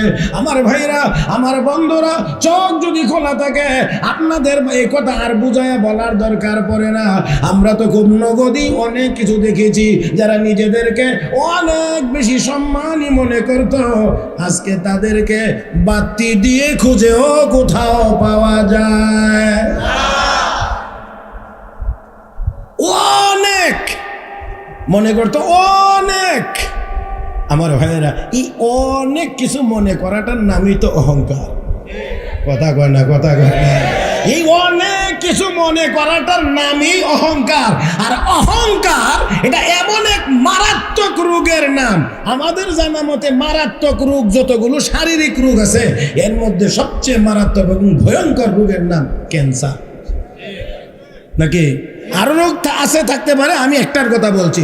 এর অন্যতম একটার নাম হলো ক্যান্সার। এটা ক্যান্সার যদি ছড়ায়া পড়ে সারা শরীরে, বাঁচার কোনো সম্ভাবনা, ডাক্তার বলে আর সম্ভাবনা আমাদের কাছে, কার এই লাইনে কোনো চিকিৎসা নাই, বাঁচানোর কোনো সম্ভাবনা থাকে না, বাঁচার সম্ভাবনা থাকে না। অহংকারও যদি কারো ভিতরে ঠিক মতো বিস্তার লাভ করে, ওই লোকটাকেও অপমানের হাত থেকে বাঁচানো যায় না। এটা এমন এক মারাত্মক রোগের নাম। আমার ভাইরা, যেই দিক দিয়ে দুনিয়ার লাইনেও যদি কারো মধ্যে অহংকার আসে, তাহলে দুনিয়ার লাইনের পতন হবে। আখিরাতের লাইনেও যদি কারো মধ্যে অহংকার সৃষ্টি হয়, আখিরাতের লাইনেও তার পতন হবে। আমি এই জন্যে খুব লম্বা করার সুযোগ যেহেতু পাবো না, এই জন্যে একটা ছোট্ট ঘটনা আপনাদেরকে শোনাইতে চাই। শাইখুল মাশায়েখ হযরত আবু আব্দুল্লাহ আন্দলুসি রহমতুল্লাহি আলাইহি, ওনার একটি ঘটনা শাইখুল হাদিস হযরত আকদাস হযরত মাওলানা জাকারিয়া রহমতুল্লাহি আলাইহি একটা কিতাব লিখেছেন। এই মর্মে কিতাবটির নাম উম্মুল আমরাজ। কিতাবটির নাম উম্মুল আমরাজ, সকল রোগের জননী। শারীরিক রোগের মধ্যে অনেকেই বলে থাকেন ডায়াবেটিস হলো সকল রোগের জননী। এর ডায়াবেটিস যার শরীরে থাকে তার শরীরে অনেক ধরনের রোগ দেখা দেয়। ঠিক তেমনি ভাবে আধ্যাত্মিক লাইনে অহংকার যদি কারো কলবের ভিতরে থাকে তাহলে এই অহংকারে তার ভিতরে আরো অনেক রোগের জন্ম দেয়। আর এই অহংকার যদি কারো কলবের ভিতরে থাকে, কথাটা একটু খেয়াল করে শুনেন, আমি ছোট মানুষ, কম এলেম কম আমল, তবে কিতাবে যেহেতু আছে, বুজুর্গরা বলেছেন, বড়রা বলেছেন, সেই জন্য বলছি যে অহংকার যার কলবের ভিতরে থাকবে, যার কলবের ভিতরে থাকবে, তার সামনে সত্য যদি সূর্যের মতো প্রকাশ পায় তারপরেও সে গ্রহণ করতে পারবে না। এর বড় উদাহরণের নাম মিস্টার আবু জাহেল। আবু জাহেল কি দেখছে না, বুঝছে না যে নবী সত্য? কথা কয় না, জানছে, বুঝছে সব। রাতের অন্ধকারে নবীর বাড়ির পাশে গিয়ে দাঁড়ায় কোরআনের তেলাওয়াত শোনে। আসার সময়ে পায়ের আওয়াজ পাওয়া যায়, জুতা স্যান্ডেলের আওয়াজ পাওয়া যায়, তো বোঝা যায় আরো মানুষ আছে। তো দেখা গেছে জমতে জমতে জমতে জমতে 5 জন লিডার, নেতা 5 জন, কর্মী নাই এখানে। আবু জাহেল, আবু সুফিয়ান, উতবা সাইবা, আখনাস বিন সুরাইক, কয়জন? 5টা লিডার। একটা জিগা কই গেছিলি, এখন করতে গেলি এত এই গভীর রাত? তুমি না বড় নেতাতে, তুমি কই গেছিলে? এটা আগে বড় নেতাতে শুরু, আমি তো তেলাওয়াত শুনেছি। মহব্বতে কম কি শুনেছে? কিসের তেলাওয়াত? কয় না কিসের তেলাওয়াত? আবু জাহেল যেই নবীর বিরোধী, নবীর দুশমন, এই উম্মতের ফেরাউন নবী যাকে বলেছেন, সেই ফেরাউন গিয়ে গোপনে নবীর কণ্ঠে কোরআনের তেলাওয়াত শুনে, আর নবীর উম্মত হইয়া আমরা আজকে রাত ব্যাপী মোবাইলে কি দেখি, আমি সেটা বলবো না। কি দেখি সেটা আমি বলবো না, আপনারা বুঝে নেবেন কে কি দেখি। আল্লাহ আমাদেরকে হেফাজত করুন। মুসলমানের সন্তান গান ছাড়া ঘুমে ধরে না। তো আবু জাহেল যখন বলছে, বড় নেতা যখন বলছে আমি কোরআনের তেলাওয়াত শুনে আসছি, তাদের তো আর বলতে কোনো অসুবিধা নাই। তারা কয় আমরা এই কামে গেছি। এখন নেতা একজন আরেকজনের হাত ধর, সর্বনাশ। নেতারা গোপনে এই কাম করি, কর্মীরা শুনলে আর ফিরে রাখতে পারবে? কথা বুঝেন নাই? তারাই তো বলে মুহাম্মদের কাছে যায় না, তার তেলাওয়াত শুনবা না। যেখানে তেলাওয়াত করবে তো এখানে সেখানে হট্টগোল গন্ডগোল করবা, যাতে করে তেলাওয়াত নির্বিঘ্নে করতে না পারে। আমার ভাইয়েরা, নির্বিঘ্নে করতে না পারে, এই জন্য মক্কার কাফের বেঈমানরা বাধা দিয়েছে। জায়গায় জায়গায়, রাস্তা ঘাটে, কোথাও আমার নবীকে নির্বিঘ্নে কোরআনের কথা বলতে দেয় নাই, কোরআনের তেলাওয়াত করতে দেয় নাই, নবীকে নিরাপদে চলতে দেয় নাই। আমার বন্ধুরা, তারপরেও একবার না একবার গিয়ে আমার নবী বিজয়ী হয়েছেন। কোরআন আজও আছে, কিয়ামত পর্যন্ত থাকবে।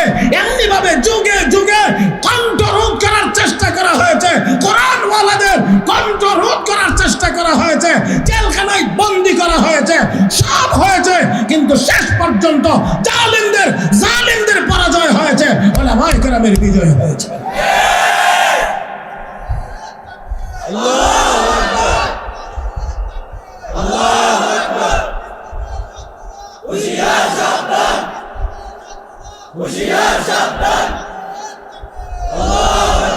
ভলিউম ও দূরই না জুনাইদাল হাবিব সাহেব দামাত বারাকাতুমের জন্য রাখিয়া তৈছেন কোনটা? এই ভলিউমে হবে না। আর মাইক যেহেতু আমার কাছে, আইলেও সারতাম না যতক্ষণ জুইত না হইব। জুইত বুঝেননি আপনারা? আমার লাগে জুইত না, উনার লাগে জুইত করে দিতে হইব। এই আওয়াজে হবে না, আওয়াজ আরো বলিষ্ঠ হওয়া লাগবে। ইসলামের শত্রুরা যে আওয়াজে কইছেন, এই আওয়াজে হেরার ঘুম ধরব। কিছু আওয়াজে ঘুমও ধরে, মা কয় না বুঝে না, হ্যাঁ কিছু আওয়াজে ঘুমও ধরে। এই জন্যে এই আওয়াজে হবে না, বলিষ্ঠ আওয়াজ লাগবে। রাজি আছেন করতে? সবাই পারবেন? তাহলে আগে একটু বলেন তো দেখি, জমিন কার? আসমান কার? চন্দ্র সূর্য কার? আমরা সবাই কার? বলে আল্লাহর। সবকিছু আল্লাহর নামের উচ্চারণ হবে, আস্তে হবে না জোরে হবে? আমার বন্ধুরা, এখন আর নীরবতার সময় না, নীরবতা আমাদেরকে ভাঙতেই হবে। ফিলিস্তিনের মুসলমানেরা নির্যাতিত, লেবাননের মুসলমানেরা নির্যাতিত, কাশ্মীরের মুসলমানেরা নির্যাতিত, সারা পৃথিবীতে অঘোষিতভাবে আজ মুসলমানের উপরে নির্যাতন। এই সময়ে নীরব থাকা যায় না। সময় এসেছে মুসলমান ঐক্যবদ্ধভাবে ওই কাফির বেঈমানদের মোকাবেলা ময়দানে ঝাঁপিয়ে পড়া। এবার হোক।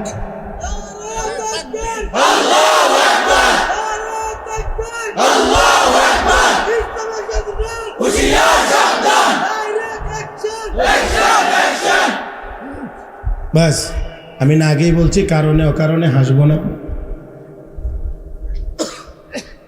মুহতারাম হাজিরিন, আবু জাহেল সবচেয়ে বেশি ভালো করে দেখছে, বুঝছে যে এই লোকটা সত্য নবী।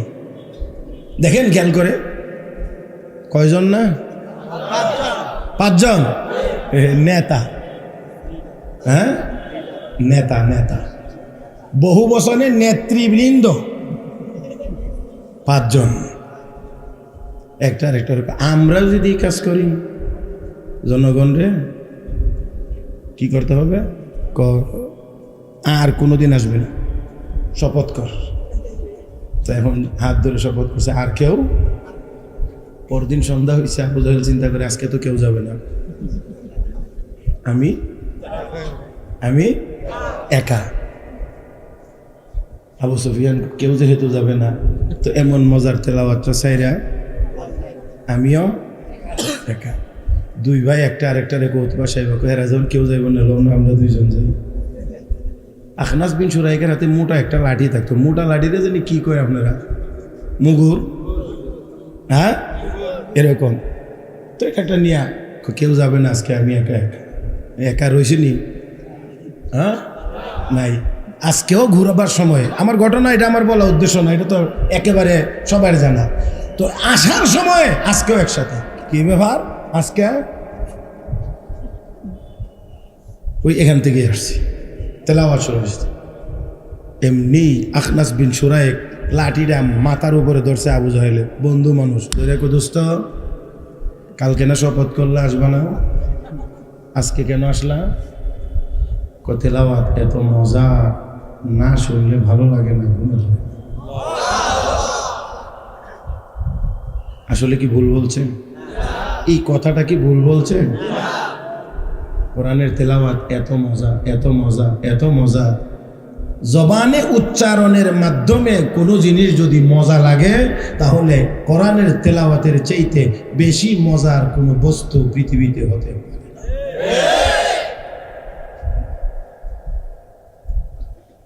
এখন বন্ধু তার মাথার উপরে লাঠি ধরে কয়, বন্ধু তাহলে বলো, এতই যদি মজা, এতই যদি আকর্ষণ, ওয়াদা করে শপথ করেও ভঙ্গ করে আবার চলে আসো, তাহলে বলো মুহাম্মদ যা বলে তা সত্য না মিথ্যা। এই জায়গাটাই হলো আমার এতক্ষণের কথার মূল জায়গাটা। এবার বলো। আবু জাহেল দেখে অবস্থা বেশি সুবিধা দেখা যায় না, এবার মাথা নিচু করে দোস্ত মুহাম্মদ যা বলে সব সত্য। আর একটু জোরে কন, তাহলে মানো না কেন? এই মানো না কেনর কথাটা বুঝাইবার লাগি তো আমার এতগুলো কথা বলতে হয়েছে। সব সত্য যদি জানো, তাহলে মানো না কেন? কোন নেতাগিরি থাকে না, কথা কন রে। এটাই হলো আমার আলোচনার মূল জায়গাটা। আমার নেতৃত্ব থাকে না, আমি তো নেতা। আমি যদি কালেমা পড়ে মুসলমান হয়ে যায়, তাহলে আমি তো মুহাম্মদের অধীনস্থ হয়ে যাই, তখন তো আমার নেতাগিরি থাকে না। এই জন্য আমি কালেমা পড়তে পারি না। সর্বশেষ লক্ষ্য করে দেখেন, বদরের যুদ্ধে বিশ্বনবী রাহমাতুল্লিল আলামিন নবী মুহাম্মদুর রাসূলুল্লাহ সাল্লাল্লাহু আলাইহি ওয়াসাল্লাম এক পর্যায়ে বললেন, কে পারবা আবু জাহেলের সর্বশেষ তথ্যটা নিয়ে আমার কাছে আসতে? আবু জাহেলের সর্বশেষ অবস্থাটা কে আমাকে জানাইতে পারবা? রাসূল সাহাবী হযরত আব্দুল্লাহ ইবনে মাসউদ রাদিয়াল্লাহু তাআলা আনহু বলেন, ইয়া রাসূলুল্লাহ, আমি যাব। গিয়ে দেখে মরণের খুব কাছাকাছি।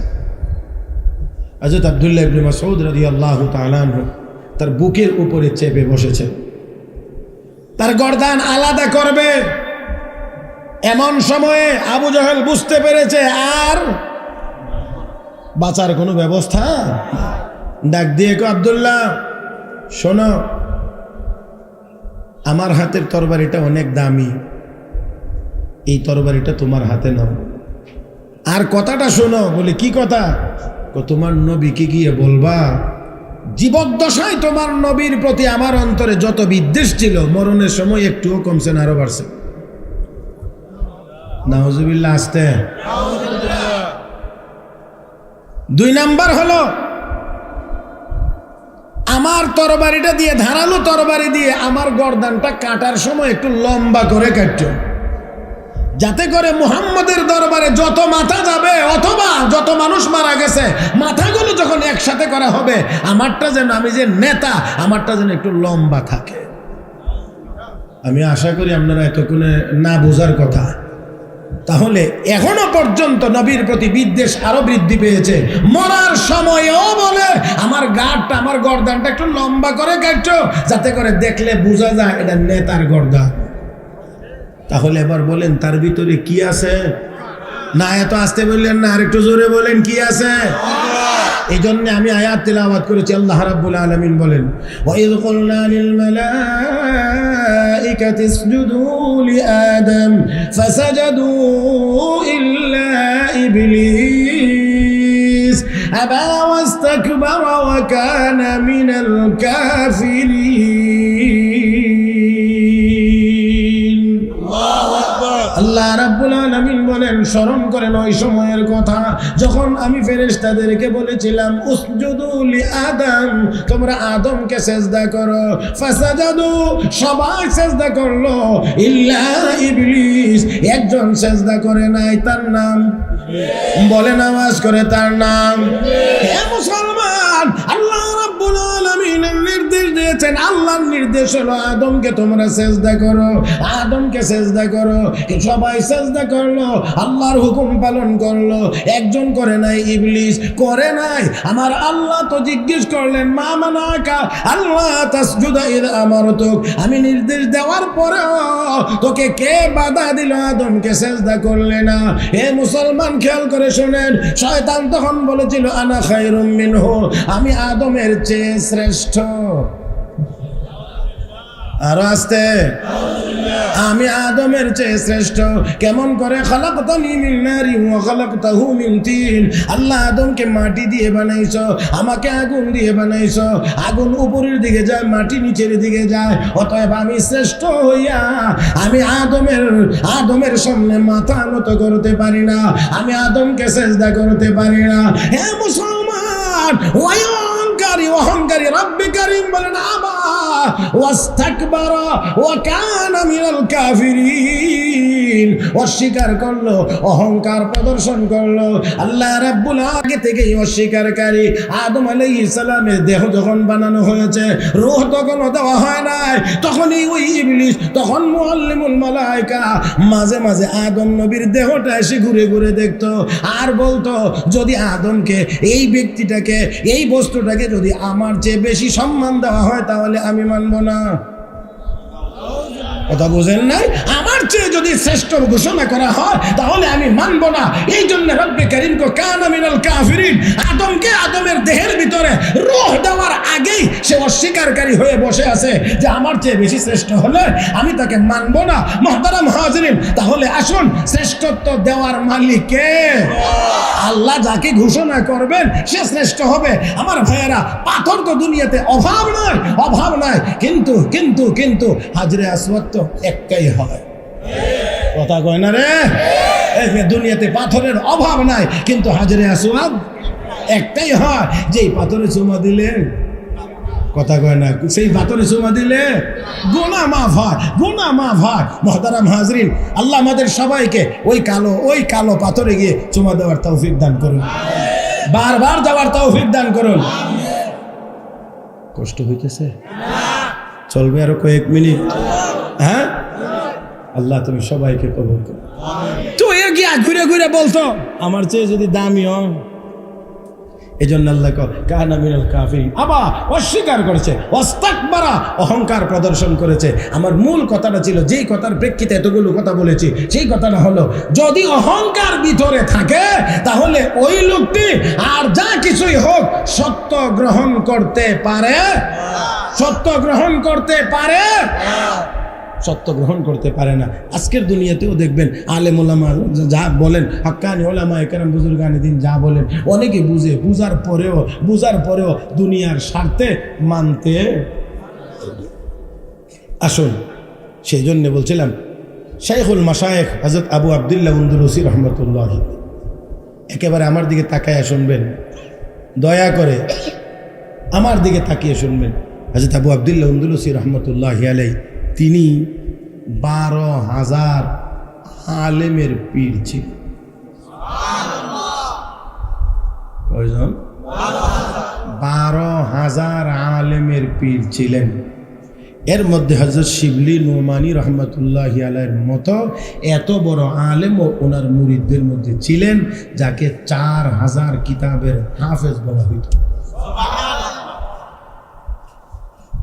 30 পারা কোরআনের হাফেজ ছিলেন, সনদ সহ 30,000 হাদিসের হাফেজ ছিলেন।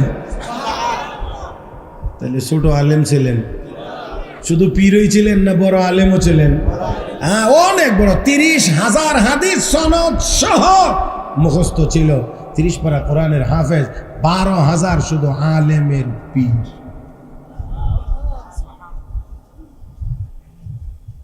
শাইখুল হাদিস জাকারিয়া রহমতুল্লাহ আলাইহি, তিনি তার কিতাবে উম্মুল আমরাজের ভিতরে লিখেছেন, বর্ণনা করেছেন হযরত শিবলি নোমানী রহমতুল্লাহ আলাইহি নিজে, যে আমরা আমাদের শাইখকে নিয়ে সফরে রওনা করলাম। সফরে রওনা করলাম, খুব আনন্দের সফর ছিল। আনন্দ বলতে হজরতের সাথে, শাইখের সাথে এই সফর। চলতে চলতে চলতে চলতে চলতে চলতে চলতে চলতে একটা সময়ে গিয়ে আমরা নামাজের সময় যখন হয়েছে, আমরা আমাদের যাত্রা বিরতি করলাম, এখানে নামাজ পড়ব। আর অজু করার জন্যে একটা কুয়ার নিকটে গেলাম। এখানে খ্রিস্টান মেয়েরা, পুরুষেরা একসাথে শুয়োর রাখালি করে এনে এনে এই কুয়া থেকে পানি উঠায়া এই শুয়োরগুলোকে পানি পান করে দিচ্ছে। এই দৃশ্য দেখে আমরা সবাই অপেক্ষা করতে লাগলাম। তারা যখন পানি উঠাইয়া তাদের শুয়োরকে পানি পান করে চলে গেছে, তারপরে আমরা এবার অজু করলাম। অজু করে নামাজ পড়তে যখন যাব, তখনই বাঁচছে বিপত্তি। ইতিমধ্যেই আমরা আমাদের শায়েখকে এখান থেকে আর উঠাইতে পারতেছি না। উনি এখানে বসে আছেন, কেমন জানি হয়ে গেলেন, বেশি কথাও বলছেন না, তাকায় আছেন, কোনো কথা বললে ভালো করে উত্তরও দেন না। শেষ পর্যন্ত বার বলার পরে উনি আমাদেরকে যেই উত্তরটা শোনাইছেন, এই উত্তরটা আপনারা শুনলেও আপনাদের হৃদয় ব্যথিত হবে, আপনাদের কলিজায় আঘাত লাগবে। তিনি বলছেন, আমি এখানে আসার পরে একজন খ্রিস্টান সুন্দরী মেয়েকে দেখে আমি তার প্রতি এতটাই বেশি আসক্ত হয়ে গিয়েছি, আমি যতক্ষণ তাকে না পাবো ততক্ষণ পর্যন্ত আমি এখান থেকে যাইতে পারবো। কি মনে হয় এই যে কথাটা শুনছেন, একটু না একটু হৃদয়ে একটু হলেও আঘাত লাগার কথা? 12,000 এত বড় বড় জবরদস্ত উলামায়ে কেরামের শাইখ, 30 পারা কোরআনের হাফেজ, 30,000 সনদ সহ হাদিসের হাফেজ, এত বড় আলেম, এত বড় বুজুর্গ, আর উনি কিনা একজন খ্রিস্টান সুন্দরী মেয়েকে দেখে আসক্ত হয়ে গেছে, তাকে না পাওয়া পর্যন্ত এখান থেকে যাবে না। এই কথাটা শুনে হযরত শিবলি নোমানী রহমতুল্লাহ আলাইহি বলেন, মনে হচ্ছিল যেন গোটা আসমানটাই ভেঙ্গে আমাদের মাথার উপরে পড়ে গেছে। এমন একটি কথা, এমন একটি জবাব শুনে আমরা সবাই হতভম্ব হয়ে গেলাম। এটা কেমন করে সম্ভব? এটা কেমন করে সম্ভব? এটা কি হতে যাচ্ছে? উনি কি বললেন? সকলের হৃদয়টা ভেঙ্গে চুরমার হয়ে গিয়েছে, সবার চোখ দিয়ে পানি, সবার চোখের মধ্যেই পানি, কিন্তু কিছুই করার ছিল না, কোনো উপায় ছিল না। উনি তো বসেছেন, এখান থেকে আর উঠেন না, উঠবার চিন্তাও নাই। হযরত শিবলি নোমানী রাহমাতুল্লাহি আলাইহি বলেন, সর্বশেষ কি করব, নিরুপায় হইয়া ওনাকে এখানেই রেখে আমরা আমাদের সফর এখান থেকে স্থগিত করে এবার বাড়ির দিকে রওনা, পিছন দিকে আবার ফিরে আসার চিন্তায় রওনা। কিছুই করার ছিল না, এখান থেকে ওনাকে আর উঠানো যাচ্ছিল না। আমাদের হৃদয়টা বড় ভাঙ্গা, চোখ দিয়ে পানি, আমাদের চোখ দিয়ে পানি ঝর্ণার মতো ছুটে চলছে। হায় হায়, কি হইল, কি হইল, কি হইল, কেউই কোনো কিছুই বুঝে উঠতে পারতেছিলাম না। ভারাক্রান্ত হৃদয় নিয়ে অশ্রুসিক্ত অবস্থায় আমরা আমাদের বাড়িতে ফিরলাম। একটা বছর পার হয়ে গেল। এই একটা বছর ছিল অনেক লম্বা, অনেক লম্বা, অনেক লম্বা। এত লম্বা ছিল, দিন যেন যায় না, সপ্তাহ যেন যায় না, সপ্তাহ যেন যায় না, মাস যেন যায় না, দিন যেন ফুরায় না। এইভাবে করে যাইতে যাইতে তারপরেও একটি বছর পার হইল। সবার মধ্যে শুধু একটাই কথা, একটাই আলোচনা, হায় হায়, এটা কি হয়ে গেল, এটা কি হয়ে গেল। এক বছর পরে আমার মনে চাইল একবার গিয়ে একটু দেখে আসি এখন উনি কোন হালতে আছে, কোন অবস্থায় আছে। এক বছর পরে আমি গেলাম, এলাকায় গিয়ে লোকদের কাছে জানার চেষ্টা করলাম কি হলো। গত বছর যে আমরা একজন লোক এখানে রেখে গিয়েছিলাম, ওই লোকটা এখন কোথায় আছে জানেন কি? একজন ডাক দিয়ে কই, শুনেন, আপনাদের ওই যে ব্যক্তিটাকে রেখে গিয়েছিলেন উনি আর এখন ওনার ওই হালতে নাই, উনি ওনার আগের সেই অবস্থানে এখন আর নাই। এখন কোথায় আছেন?